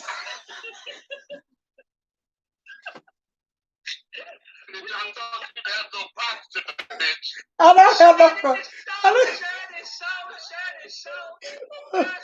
You sitting over there looking like Stacey Abrams, but you don't think like Stacey Abrams. No, I mean, listen. I'm my own person. We all are. We all are. We all are our own persons. So what are you saying? You saying like you're the only one, your own person. He got a lover. He don't have a lover. He don't have a lover. Davin has a husband. Davin has a husband. Gwen has a husband. Gwen got a husband. Gwen got a wife. Devin has a lover. Devin has a husband. I have my laughing hyenas. You have $2,800 Maybe that's just from one booking that tomorrow. you'll be distributing in increments of $20. So hey, donate. Send our people some love. $$ Otis Mac. Also, Don't say Otis nothing. He got $2,800. That's right. Give it till tomorrow, Sophia. What? What? You better. You better. Girl, you drinking tonight? What's in your job? Moonshine. Let me see if anybody has sent me some. I don't want them to be mad at me. They're not mad at you. Maya Angelou say when a person shows you who they are, believe them. You ignorant nigga. The first time. And so that's why I'm just like I am right now. I'm trying to get you some money, Otis. Huh? I'm trying to get you some money. I'm in, Sophia.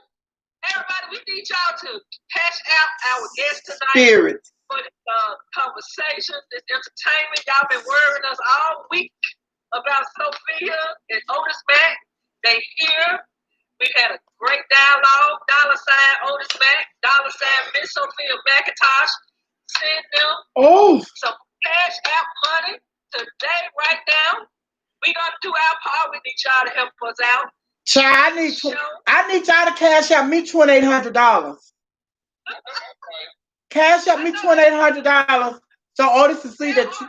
So Otis can see that you don't have to be a sellout to get $2,800. Cash out me $2,800. Well, I don't. Let's get an understanding. I'm trying to spell out. I'm doing a job plan. Sophia and Dr. Clemens, I'm doing a job. I'm hired to do a job, and when you're hired to do a job, your personal opinions really don't matter. I'm not going nowhere. Donald Trump. You say what? I would not work for Donald Trump. I never said I would work for him either. Your personal opinion don't matter. You just say your personal opinion don't matter how you feel about Donald Trump. You're going to go work for him. We're going to get his ass out of office. No, you're going to work with him.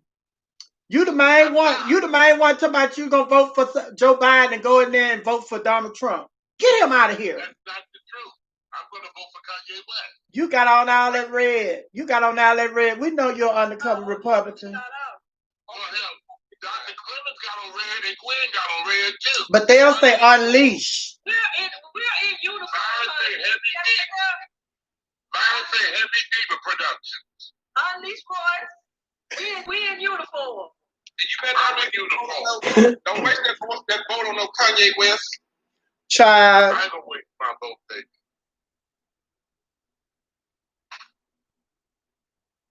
Is there anything y'all want to say to our viewers before we leave? Who? Yeah, there's something I want to say to them. What you want to say? The views of Otis Mac are just my views and my opinions. It don't make me a bad person. I am who I am. Anything else?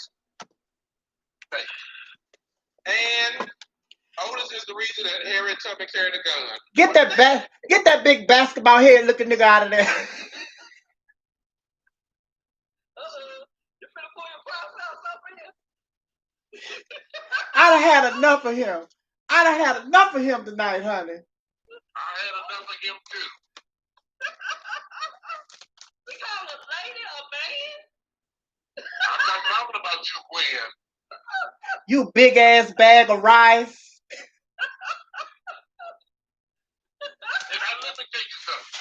I'm hoping that you guys didn't get offended by my views and my opinions. We weren't offended by your views. And you're not going to change my goddamn opinion.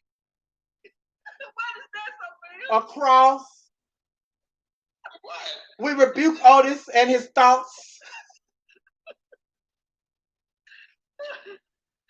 Oh, Lord. I gotta go back and see some of these comments, honey. Oh, girl, they done laid you out. They have laid you out. I got a check coming. What is that? Sophia got some kind of dog. Y'all tripping.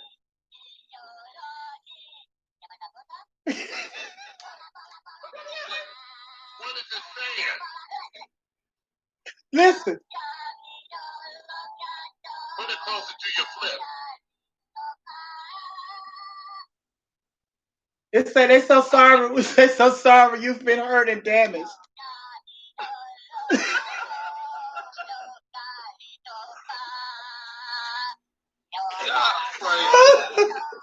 It's so. I can't hear it, Sophia. You can't. Bless her heart, honey. Oh, Otis. Cannot believe you tonight, honey. Child, they are going ham on you, honey. Yes, that's a million, honey. Yes. My laughing eyes, they know. That's So, a million. anything, any last words you guys want to say to the people before you leave? How they can catch you? Y'all can check me out on Facebook. I'm Sophia McIntosh. Instagram, I'm the real Miss Sophia. On Twitter, I am Miss Sophia ATL. YouTube, I am Miss Sophia, MISS, in all those situations. MISS, not MS, MISS, SOPHIA. And on We Are You Radio. We Are You Radio, I'm on a streaming radio show. You have to download the We Are You Radio app, and you can check me out each and every Monday through Friday from 2 p.m. till 6 p.m. Me and my laughing hyena. Huh? Awesome. That is a long show. So this show here is going to be broadcasted on our podcast, The Unleashed Voice. It's available in all podcast playing stations. And also this live show is going to be replayed on our YouTube, The Unleashed Voice, and on Facebook, T Magazine. So until we meet again, good folks. She didn't want me to say my shit. You didn't say your stuff. You said they asked that you want to say anything to anybody. Now he jumping on you, girl. Gwen, don't make that. He ain't dealt with this stuff that's bothering him. Now he taking it out on you. Go ahead. Jumping on Gwen. Chicago's heavy TV. You can catch me Monday through Thursday, 106.9 FM, the Pulse, the People's Station, for cocktails and conversations. The Wind Down Edition. You can look me up on Facebook at Otis Mac. I'm on YouTube at Otis Mac, Chicago's Heavy Diva. Also, I'm on Instagram at LeeMac37. On Wednesday nights, you can catch me on Cocktails and Conversations to Talk at 10:30 Facebook Live. And Monday to Friday, my spiritual vitamin right here on Facebook. I'm Otis Mac. I come on tonight at 9 o'clock, 106.9 FM, the Pulse, the People's Station. And remember, I'm here to hold you. Also, remember this. I'm going to stay on this until I die. We, as black people, next week. It's fine. Black people have to come together. We need our own syndicated radio stations. We need our own syndicated TV shows. We are onto something here. And I'm going to do my best. I would like to open up a media marketing firm. We have our own radio show where we can work together. And we can own and call our own shots. I'm tired of working for people. I'm tired of people firing out people. We have to put our money together and work together. We deserve our own show on the Views and the whatever shows they have on the morning show and the Ellen DeGeneres. We can do the same thing. But we fall out. Why y'all ain't never invite us on y'all show? Can I get my speech out? I'm going to invite you guys both on my show. Cause y'all be sleep. Y'all be sleep. Yeah, well, 106.9 FM, the Pulse, is the People Station, is a black-owned radio show here in Chicago. But you know what, Otis? One thing that'll solve it, so people won't be arguing and fighting over money, is transparency. Yeah. Transparency. That will kill that old age argument that we can't work together. Well, let me tell you something. I can work with anybody. What are you laughing at, lady? Your crazy self. Because my laughing hyenas are going. They going in on this. What are they saying, I'm gonna have to just bring you on the show, and they just gonna have to tell you themselves. They call you Kanye Otis West Trump. You're probably living at home with your mama. But listen, let me tell you something. You have to learn to hear people. I do hear people. You do not. No. Let me say it. And I talk to my daughter. I tell all my kids this. All my kids. Antoinette, How many kids you got, Sophia? girl, I have 30-something kids. But I tell all my kids this. You have to learn. You have to learn to listen to people and to hear people. When you listen to people, you have to hear them. And you think I have so many viewers because I listen and I hear. No, you have so many viewers because they listen to you and you read their comments, but they can only hear you. You read what they say, and sometimes you don't read everything everybody says, but you are you talk. You what? But see, and you just proved my point because you are a talker. You're not a listener. And because you just said you need to come, maybe I can have somebody, you can come and read their comments. If you were a listener, you would read their comments and you would listen to what they're saying. What? I go listen after my show. I go back and read every comment and I answer the comment. But you need to talk to them. You need to talk to them while you're talking. Why can't you read some of the comments and talk to them when you're on the air? I do. You need to become a better listener. And when you listen, it's just not. You need to become a better listener. You're not a listener. How many cigarettes you done smoked? A whole pack? A whole pack. And if you become a better listener, you wouldn't smoke all them cigarettes. You wouldn't have time to smoke because you'll be dialoguing with other people, listening and hearing. Not just listening. You have to listen and you have to hear what people are saying. You're what? Not wanting for nothing. You're wanting for love.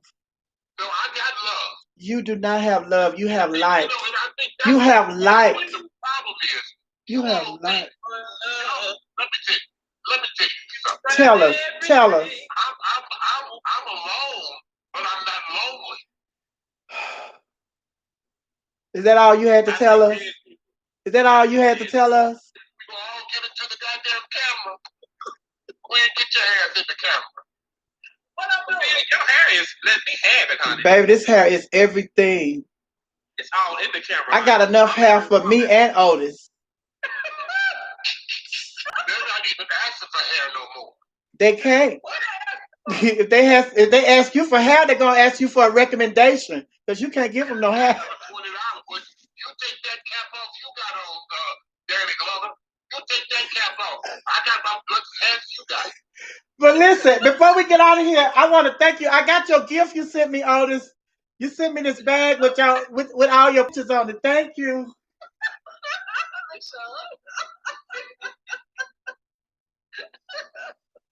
Thank you for your gift bag with all your pictures on it.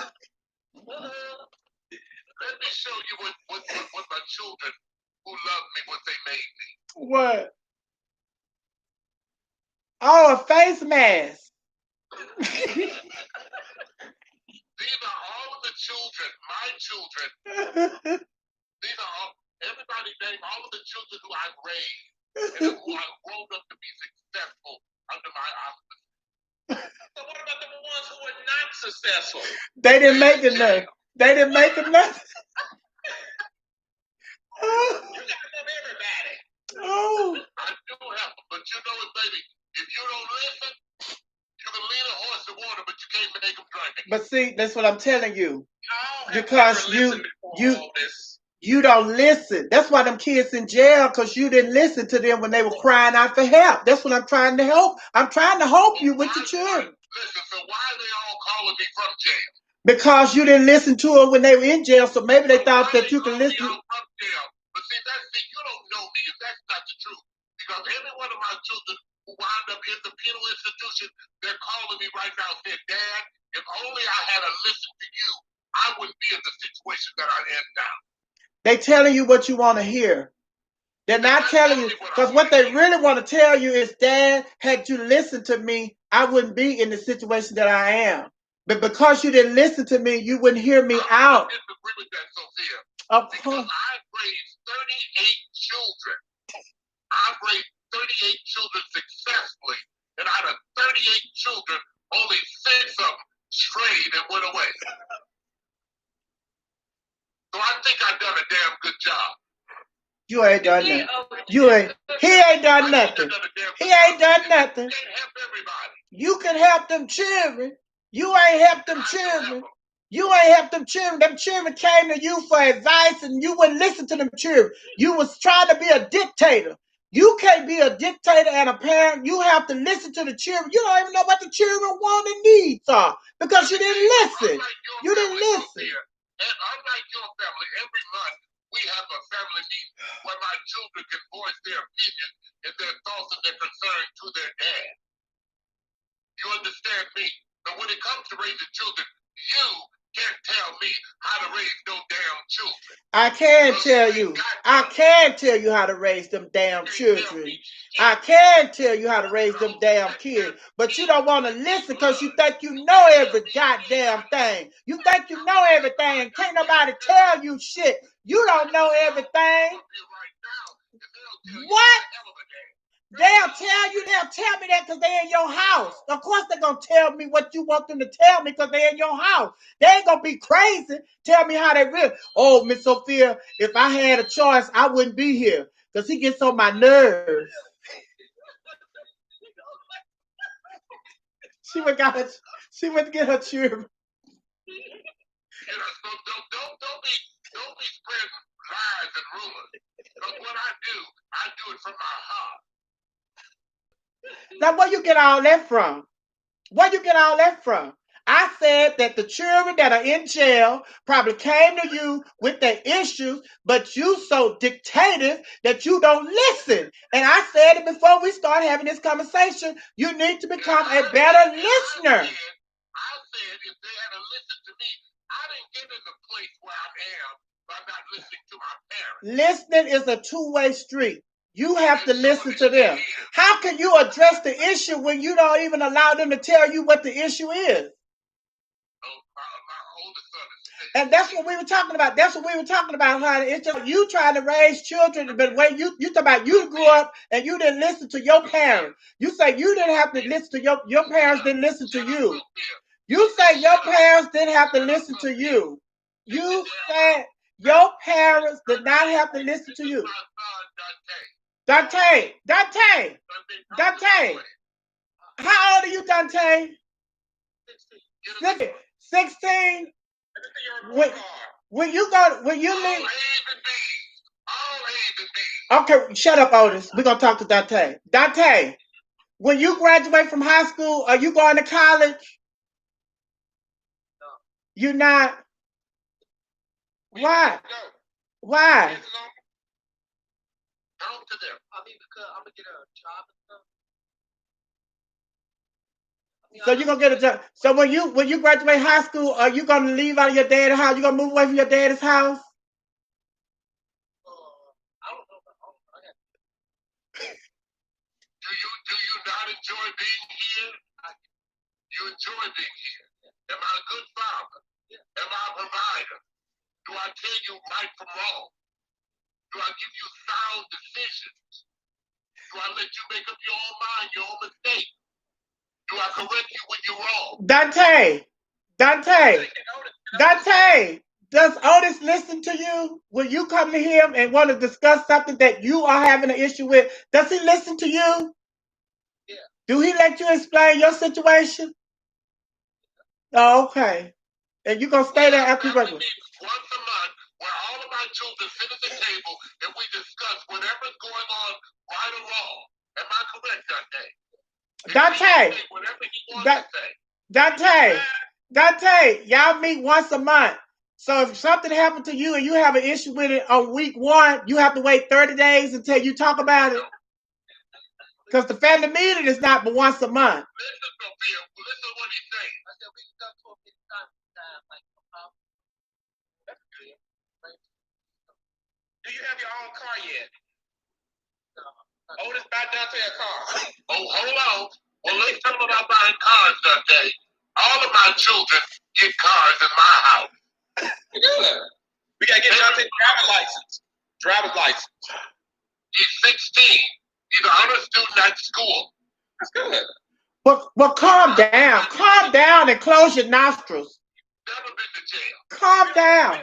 talking about no jail. We're not talking about jail. We're talking about anything about those who are in jail. What tell them that my sons that are in jail, how do they contact me? Well, of course they call. Of course they call. Everybody every parent who kids go to jail, they call their parents. Every parent who kids go to jail, they call their parents. But you're not a good parent. You're a decent parent. You're a decent parent. You don't listen. You need to become a better listener.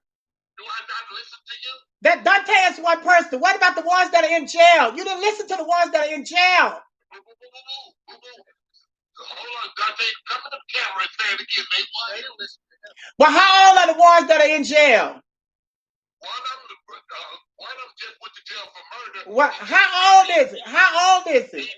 And how old is the other one that's in jail? Trail is 19. How old is the other one that's in jail? He just got out. He's 21. And how old is the other one that's in jail?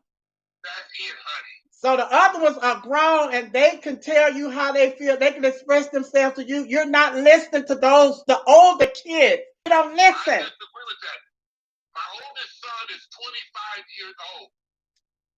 He got a job. He made $2,300 a week because I instilled in him the importance about going to school and getting an education. But hold on. This is what I want to say. That's your child right there, Dante, that you love. And you are willing to send him to school with this coronavirus the way it is, just so you could do some things that you want to do around your house. That's what you said in the show earlier. That's what you said in the show earlier. Also, if you listen to me, I told you Dante goes to the alternative school. His class size is 12 to 15 people. And I also told you that he don't go to a school with just 12 or 15 people there. They have other students there and other teachers there. I also told you that what? 16-year-old. How are you doing, young man? Everybody breaking their children. Let me bring my children in here. Let me go get my children. Then I got to get up. 15-year-old. Dante. How you doing? Dante. I know when you turn 18, honey, you're going to run as far away from Otis as you can, baby. I ain't mad at you. Dante, get you a car. Tell him you want you a car. That's no problem. Get you a drop top. His daddy got what? Money. $2,800. His daddy got $2,800. You and Sophia, y'all, I know y'all miss each other. I know y'all love each other. He ain't got no principles. He ain't got no morals. I got plenty principles and plenty goddamn morals. Listen at you. Cussing in front of that child. You cussing in front of that child. You are unfit parent. Cussing in front of them children. You are unfit parent. Well, with the children of today, you gotta cuss their asses out. No, you don't. No, you don't. See that? That's what I'm talking about. That's what I'm talking about. Yes, honey. Dante slapped him across his head. Put that dog on Otis' bed. Put that dog on Otis' bed. That's where he sleeps. Ew. Well, we got to get out of here, y'all. Tell our people bye. This is my baby. She sleeps on my bed. Hey. Oh, baby, you be careful in that bed, baby. That nigga be done smushed you. Out the way. One roll over, you gone, honey. Ooh, that look like your cheek. Hey, we'll see y'all next week. Are we coming back next week? I don't know. Are you coming back? Because you said we was trying to gang up on you tonight. You coming back next week? One thing about me, I can handle mine. Okay, two things about me. Two things about me. One thing about you and two things about me. Huh?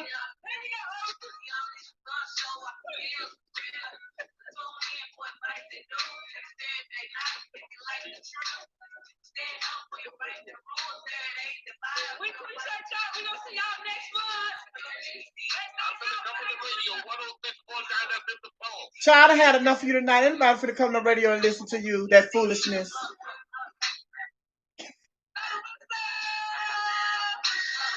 Cash out, Sophia.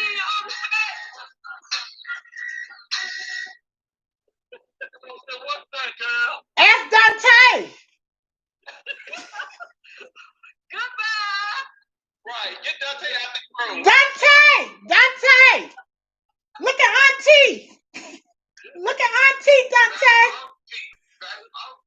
Look at Auntie! Are we still live? No, we don't. Dante, tell your mama hush. No, we're still live. No, we not. We don't. It ended. I was looking at it. Oh. It's still delay on Facebook. Hey, pick that macaroni up right there. Oh. Baby. Crab macaroni and cheese. Oh. Back in the stove. Let me tell you what I cooked for dinner tonight. You got rotisserie chicken, macaroni, and salad. You got rotisserie chicken. You didn't make that. What did I cook tonight? So we have meatloaf, potatoes, And who? sweet peas. Child, don't nobody eat no meatloaf and sweet peas no more, Dante. Child, I'm gonna call the housing authority. They gonna come pick you up, Dante. Get your favorite clothes. What? You take care of Dante. Who else stay in that house with you and Dante? You take care of Dante. Them other three in jail, you ain't take care of them. You was mean. You was mean and you was rotten to them kids. If you had to listen to Hoppo, the white folks, you had to listen to Hoppo, the white folks wouldn't have got him. No, if he had to listen to me, the white folk wouldn't have got him. No, you didn't know what was going on with him because you wouldn't listen to him. He was trying to tell you that they was chasing him. No, they wasn't chasing him. Yes, they were. Going in for 2 hours.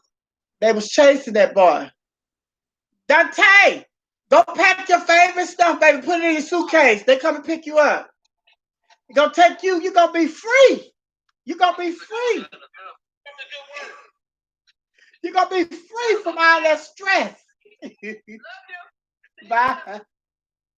Thank you so much. I'm on the air. I'm gonna pick one out of the phone. Oh, baby. Yeah, y'all got all this blood boiling, honey. y'all got all this blood boiling, baby. Oh. Oh. Oh. Baby, y'all got all this blood boiling, baby.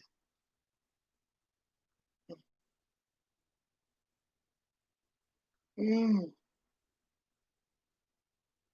Hey, how y'all doing? Otis had them nostrils open, baby. That was a mess, honey. Mother upset his nerves up tonight. Get your favorite clothes. Yes, get your favorite clothes and put them in the suitcase, honey.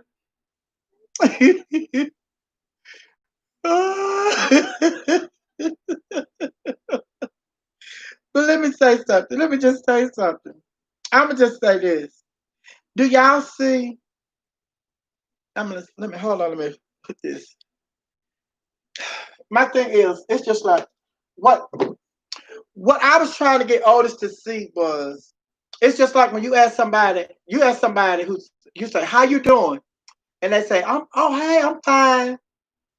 But this person that says I'm fine, they just lost their job, their grandma died, their cousin is sick, their favorite cousin is sick, and they have a pain in their side that they haven't been addressing for like a couple of weeks now.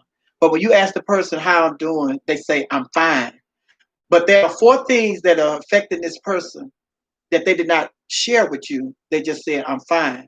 That's what I was trying to get Otis to see. Otis was saying that he don't want to be in a relationship. And he may not want to be in a relationship, but if you don't want to be in a relationship, I'm cool with that. But I believe the reason that you don't want to be in a relationship is because of all the evidence that you have displayed and you have shown me tonight. Because somebody hurt you. And then you saw when I asked, I said, well, the last relationship you was in, what happened? You know, he cheated, he lied, and he was a user. Okay, so you walked away from that relationship and you ended that relationship, what have you.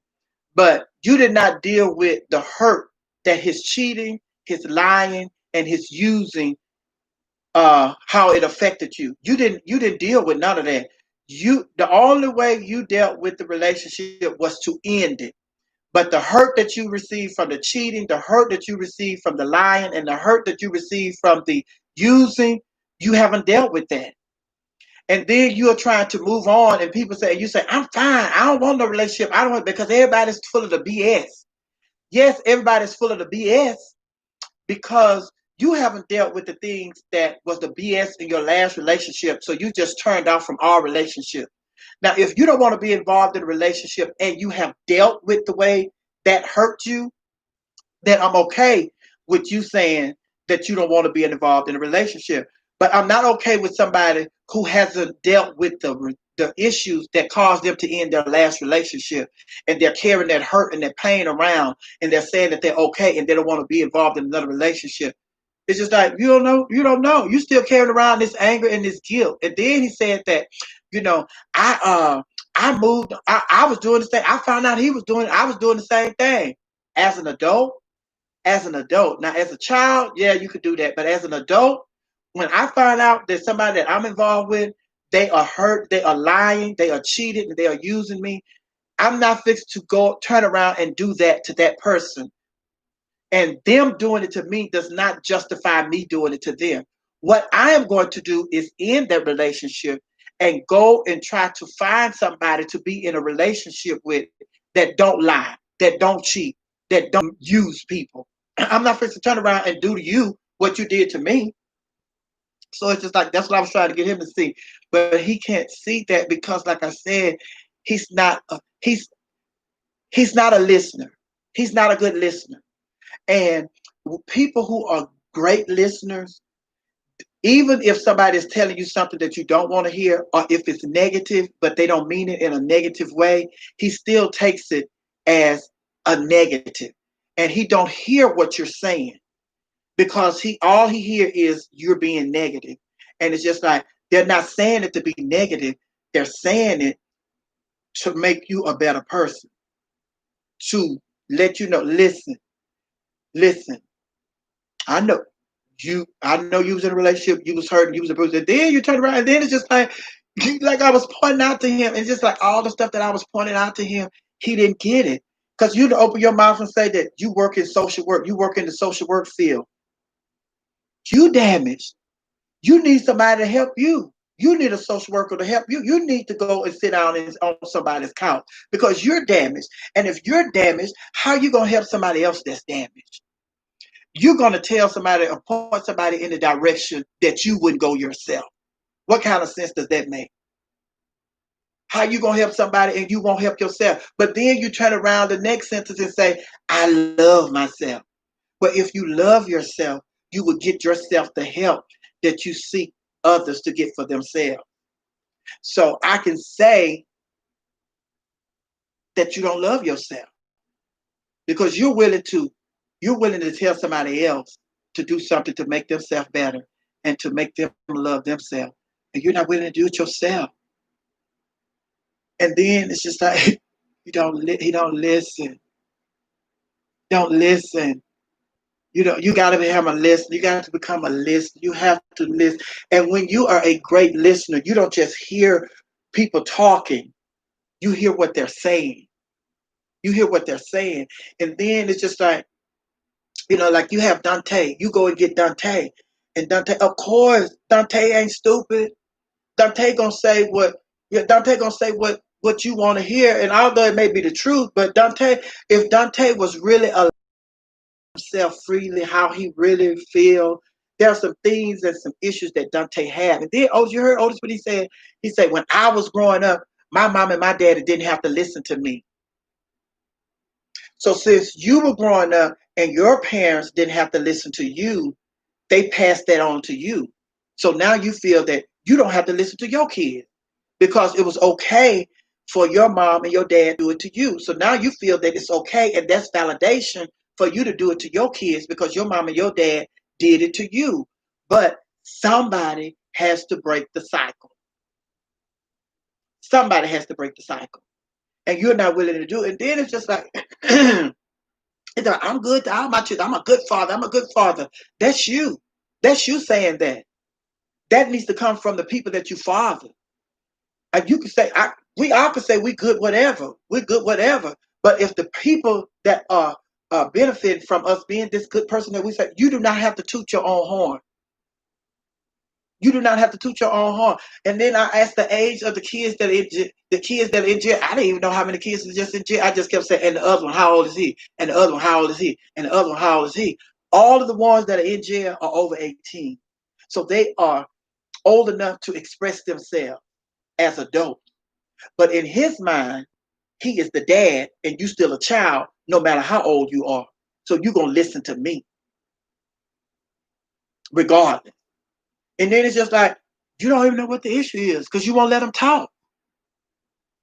And then they listen to me. And then like all the ones in jail, they calling me, you the dad? Why wouldn't they call you? Everybody go to jail, call their mom and dad. Unless they don't fool with them, they ain't calling their mom and dad. But, child, I know, and I don't know everything. I don't know everything, and I listen. And I listen. I had to learn to listen and hear, not just listen. I had to learn to listen and hear people. You have to hear people when you listen to them, and a lot. And I was guilty of this too. I used to listen to people and listen for them to hush so I could start talking. I wasn't listening to what they were saying. I was just listening to them, the sound. And once they shut up, I started talking because I wanted to say what I wanted to say. And I didn't care what they said. And I wasn't listening to what they said. All I was listening for was for them to shut up so I could talk. But it took me a while to learn that not only do you have to listen to people, you have to hear what they're saying. And that's a problem that a lot of people have. It's just like you listen to people, but you don't hear what they're saying. And it's just like you want that. That's what you want when you talk.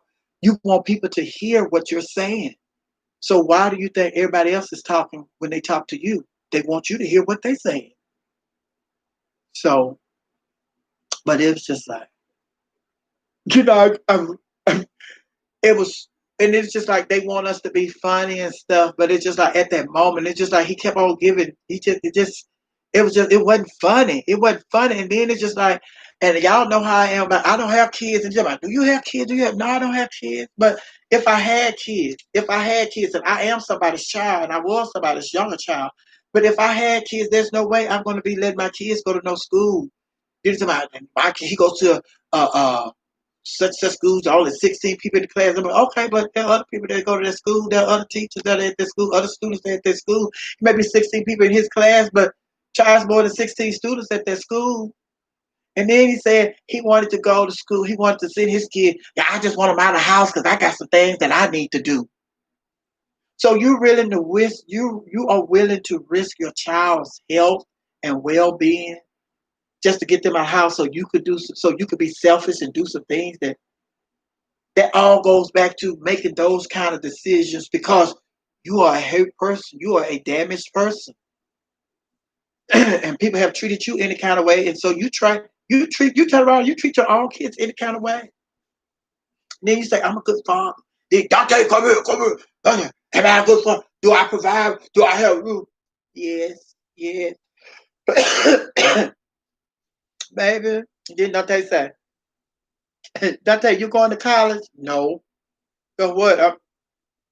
Because I'm going to get a job.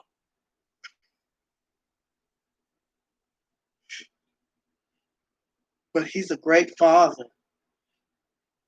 But his child has no desire to go to college to further his education. But you have 3 children that are in jail, and you are so excited that you want for nothing, you have nothing, and you don't want for nothing, but you accept $2,800. Then it's just like, and I'm trying to get it's the principle of the matter. And then you say, and then I tried to give him an outlet. I said, please tell me you're just trying to be the devil. You playing the devil's advocate. You're not serious about half of the stuff that you say. Yeah, I'm just. But he was serious. He was serious because if you were playing the devil's advocate, you wouldn't have got your child. would have brought your child up there. You wouldn't have been yelling and screaming and hollering. You wouldn't have been threatening to hang up because because these are your beliefs. You believe this, and and when people call people out, when it's just like, I see you, I hear you, I hear you, and I see you, and when you let people know that I hear you and I see you, that's what upset them because they're used to talking and people not listening and hearing what they're saying. And it just, you talk, you do talk, okay, let me talk. And there's no back and forth about no conversation about what's going on. It's a lot of different conversations going on. You having a conversation over here, and I'm having a conversation over here. When I stop talking, you start talking, and you pick up talk about your conversation. They had nothing to do with the conversation that I had. Then they talking about your. It's a lot of that, honey. It was very serious, honey. And then look, and then then after you said that, well, let me see. I'm gonna have to go back and read because I don't want people mad at me. Why you don't want people mad at you? Because you were being yourself. Now you gone in. Let me protect my money. Cause these people, I want these people not to tip me because of my beliefs and who I am.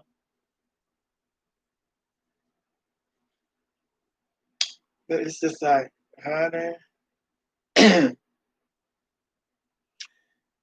Oh, who's that say? I didn't get it. I didn't get it till I was 42. I did not get it till now, and I'm 42. Yes, honey.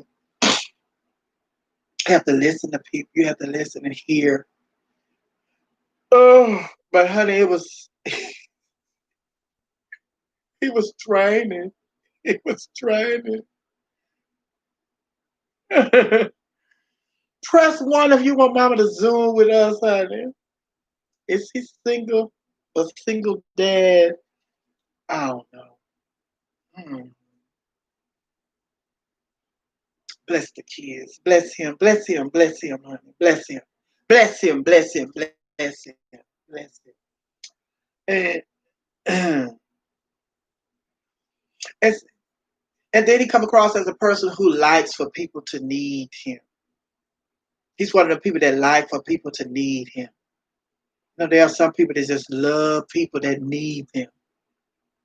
And once a person don't need you, you really don't want to be. You really don't deal with people like that don't need you. Maybe y'all really want me to come Zoom party. Okay, Zoom on this computer, honey. We're gonna Zoom party probably Saturday. No, Saturday I'll be doing the StreamYard with the Virginia people, honey.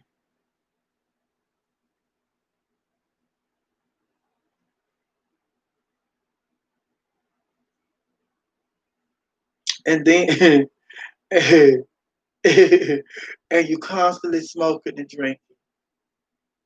And you grown and you can do what you want. You constantly smoking and drinking.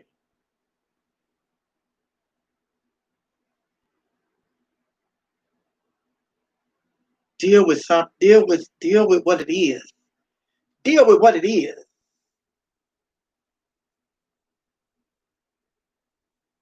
Oh, oh, you just zoomed over there. That's why I put the phone on the charger, honey. They set up that Zoom, honey. They sent me the link. I just log in.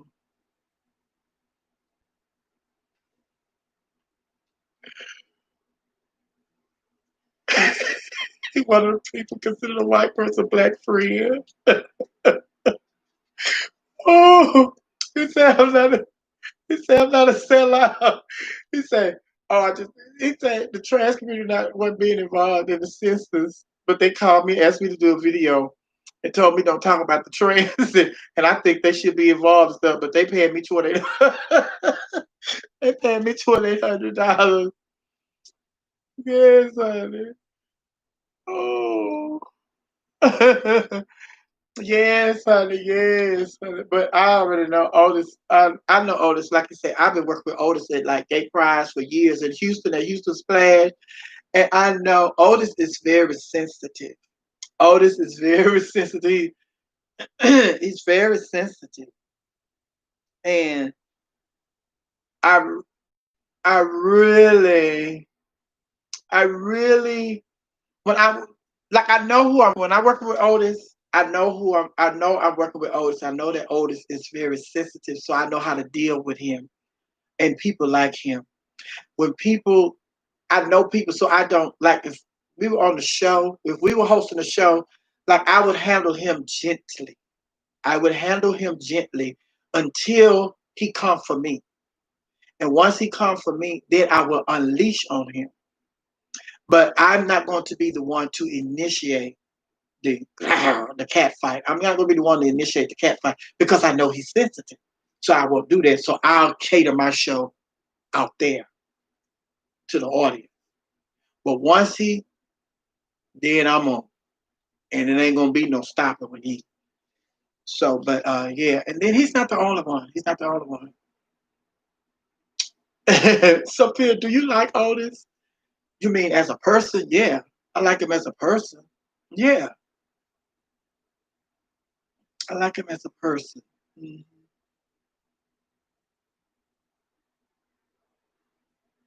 Yeah, and this is like with everybody. He said, I have a lot of views. I have a lot of views. Did you hear what I told him? I said, yeah, because you love to talk. You don't like for people to listen. I said, because you do all the talking. You ain't on here. Your viewers not on here like this, but they can talk. They just typing. You're not reading their comments. You'll read some of them, but the majority of the time, it's cocktails and conversations with the oldest master heavy diva, and you do all this talking. You don't want to share the mic. He said, I go back and I read all the comments and then I respond to all the comments. Well, why not do that while you're talking? Because you don't want them interrupting your talking. Because that's what your parents did to you. They didn't allow you to interject what you feel or how you feel while they were talking to you. So now you do that to your listeners. You- But he don't see that it's a cycle, it's a pattern. He don't see that. But honey, mother, will we set up if we set up a Zoom call, will you join us? Yeah, set up a Zoom call. Y'all want me to set up, y'all want me what time is it? It's 10:20. Y'all want to do a Zoom call. Okay, set it up, honey. I'm gonna come right in on this computer, honey. You ask us questions, yes. Because, and that goes to the point that's another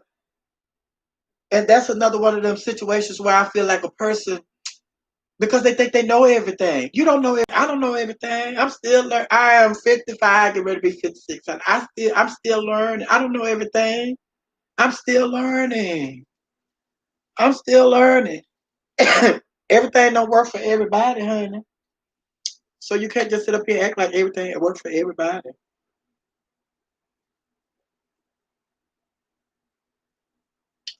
But he is one of the people that say he going to vote for Joe Biden. He'll be writing that vote for Trump because in his mind, he's still doing good with Trump in office. So he don't have a problem with Trump.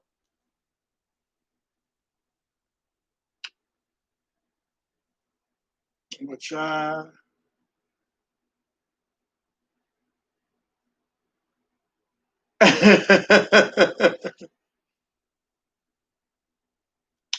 can be bought, and it's a scary thing at a cheap price at that.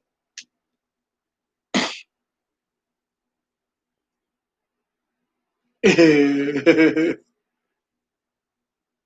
anyone join the Zoom?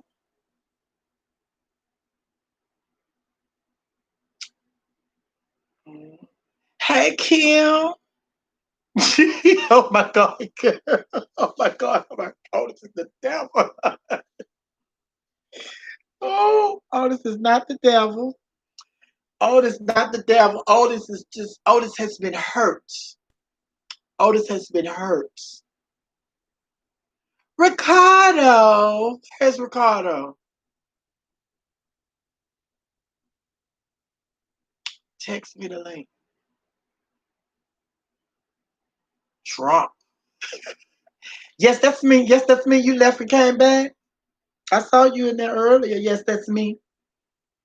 Yes, that's me. The wig screams, go off. I had it bust down, honey. I had it flat at the top. Yes, y'all see I had it bust down, honey. I've been hurt, but I ain't voting for Trump. We gotta Zoom at least once a month. Yeah.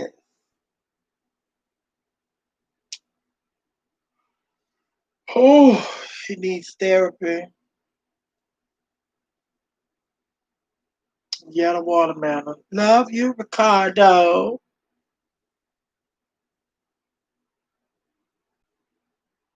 And trust me, when I've been hurt, I've hurt.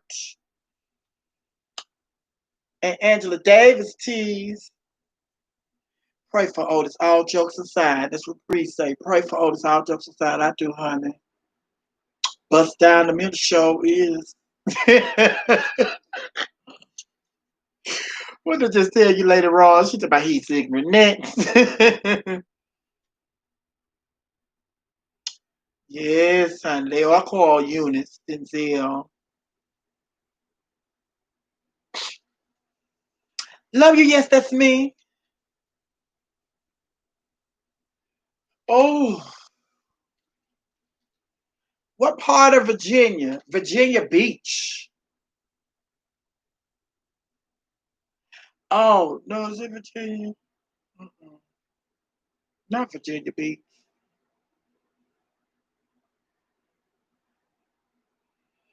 Where's Zakia?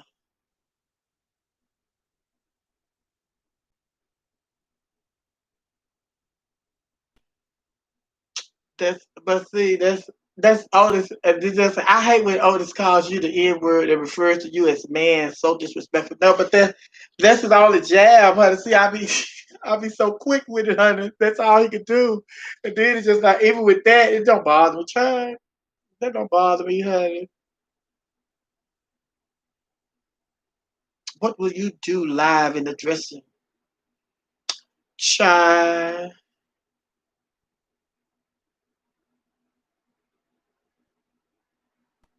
Mm.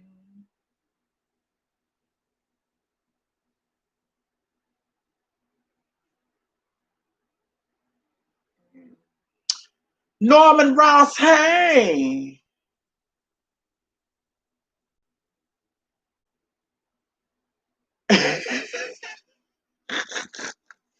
We about to meet with the school board and vote Otis black ass out. Oh, Ramona Wilson, Oakland's here for all Otis foolishness. He is certainly damaged. Hmm.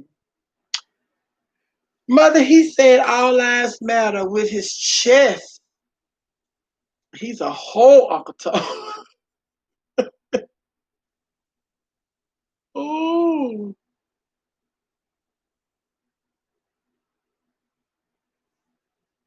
Mama was wasting her time. It was like talking to a brick wall.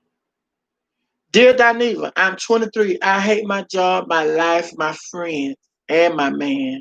Oh, Dineva. Thank you, Maria. Love you too, Ramona. Oh, no, he didn't. Really? Thank you, Royalty Forever. Hey, Royalty Forever. Now, y'all get off. Y'all get off Otis. Honey. Otis my friend. Otis my friend. Honey. I know how to deal with Otis. And then he said, I'm trying to hope you. I'm trying to hope you, but he don't want no hope. He don't want nobody to hope him.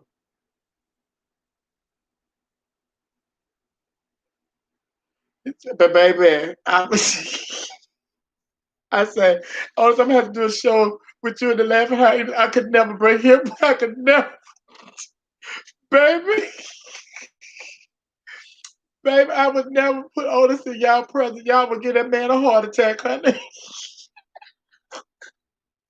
Y'all, y'all would give that man a heart attack. Legally Live, the main one. Legally Live. And who else was on here going ham on Otis? And I said, no, ma'am, honey. I would not be bringing.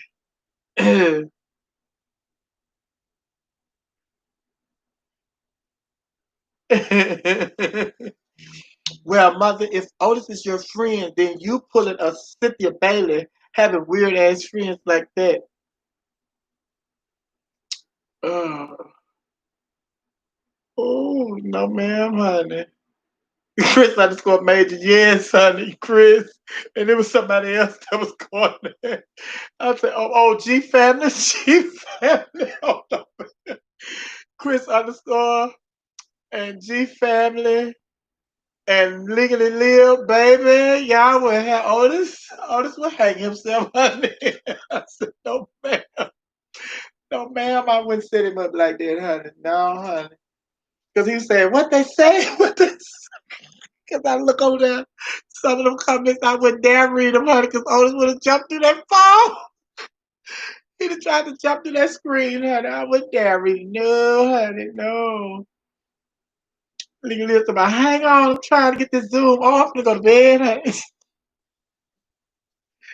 Oh, baby, I have to go to Lisa. I have to go. Let me go refresh my beverage. I'll be back.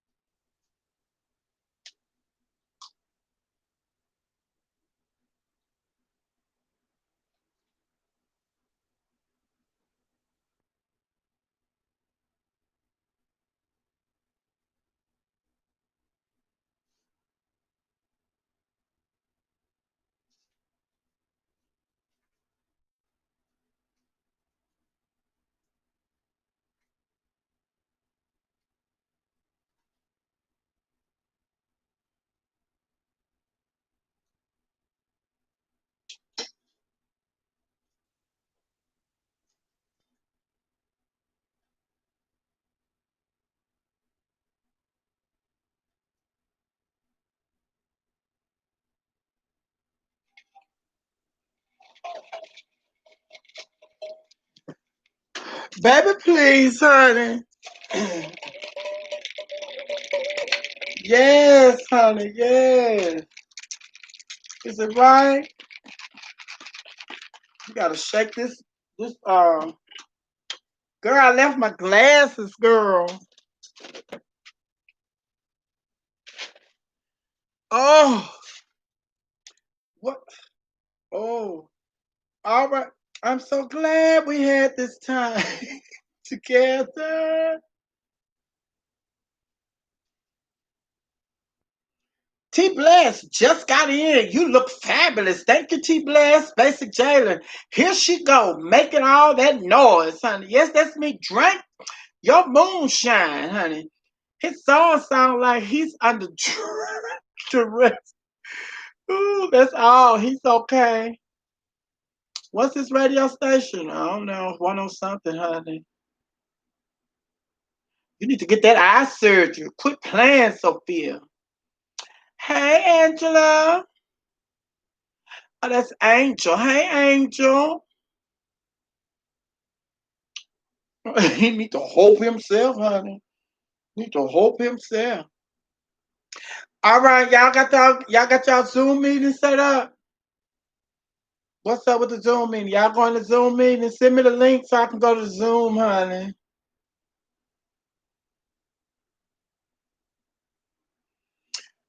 Oh,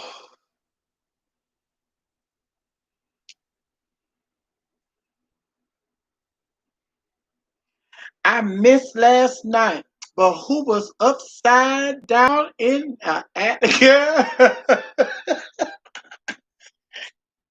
Oh, the wheelchair baby. Oh my God. Oh my God. That baby had closed us and she had shut us down with that one, honey. Is this the Zoom link? Oh, still to put it in here, honey. The Zoom link and the password, honey. Oh, honey. Cash app. Oh, let me see Cash app, baby. Come on through Cash app.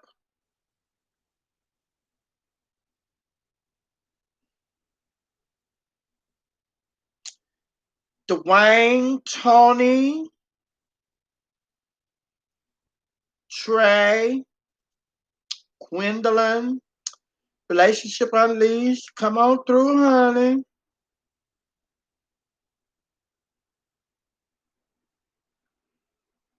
Oh, the link.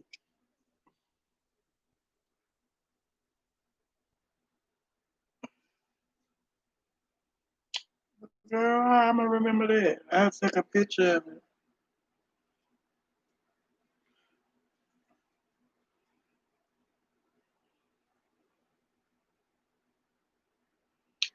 Let me see. Let me get it. Take a picture of it. All right, I'm finna log off of here and I'm finna go to Zoom. All right, I'll see y'all at Zoom in a minute, okay? Love y'all. I'm so glad we had this time together. Just to sing a song or share a laugh or two.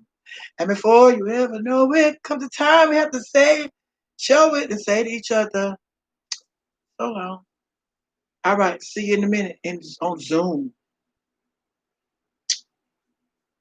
Oh, let's see. Zoom. Baby, I was finna end this the wrong way, honey. Gonna be over here stuck. I almost hit it the wrong. Now she not ending, honey. Come on, there she go. Yes, end that.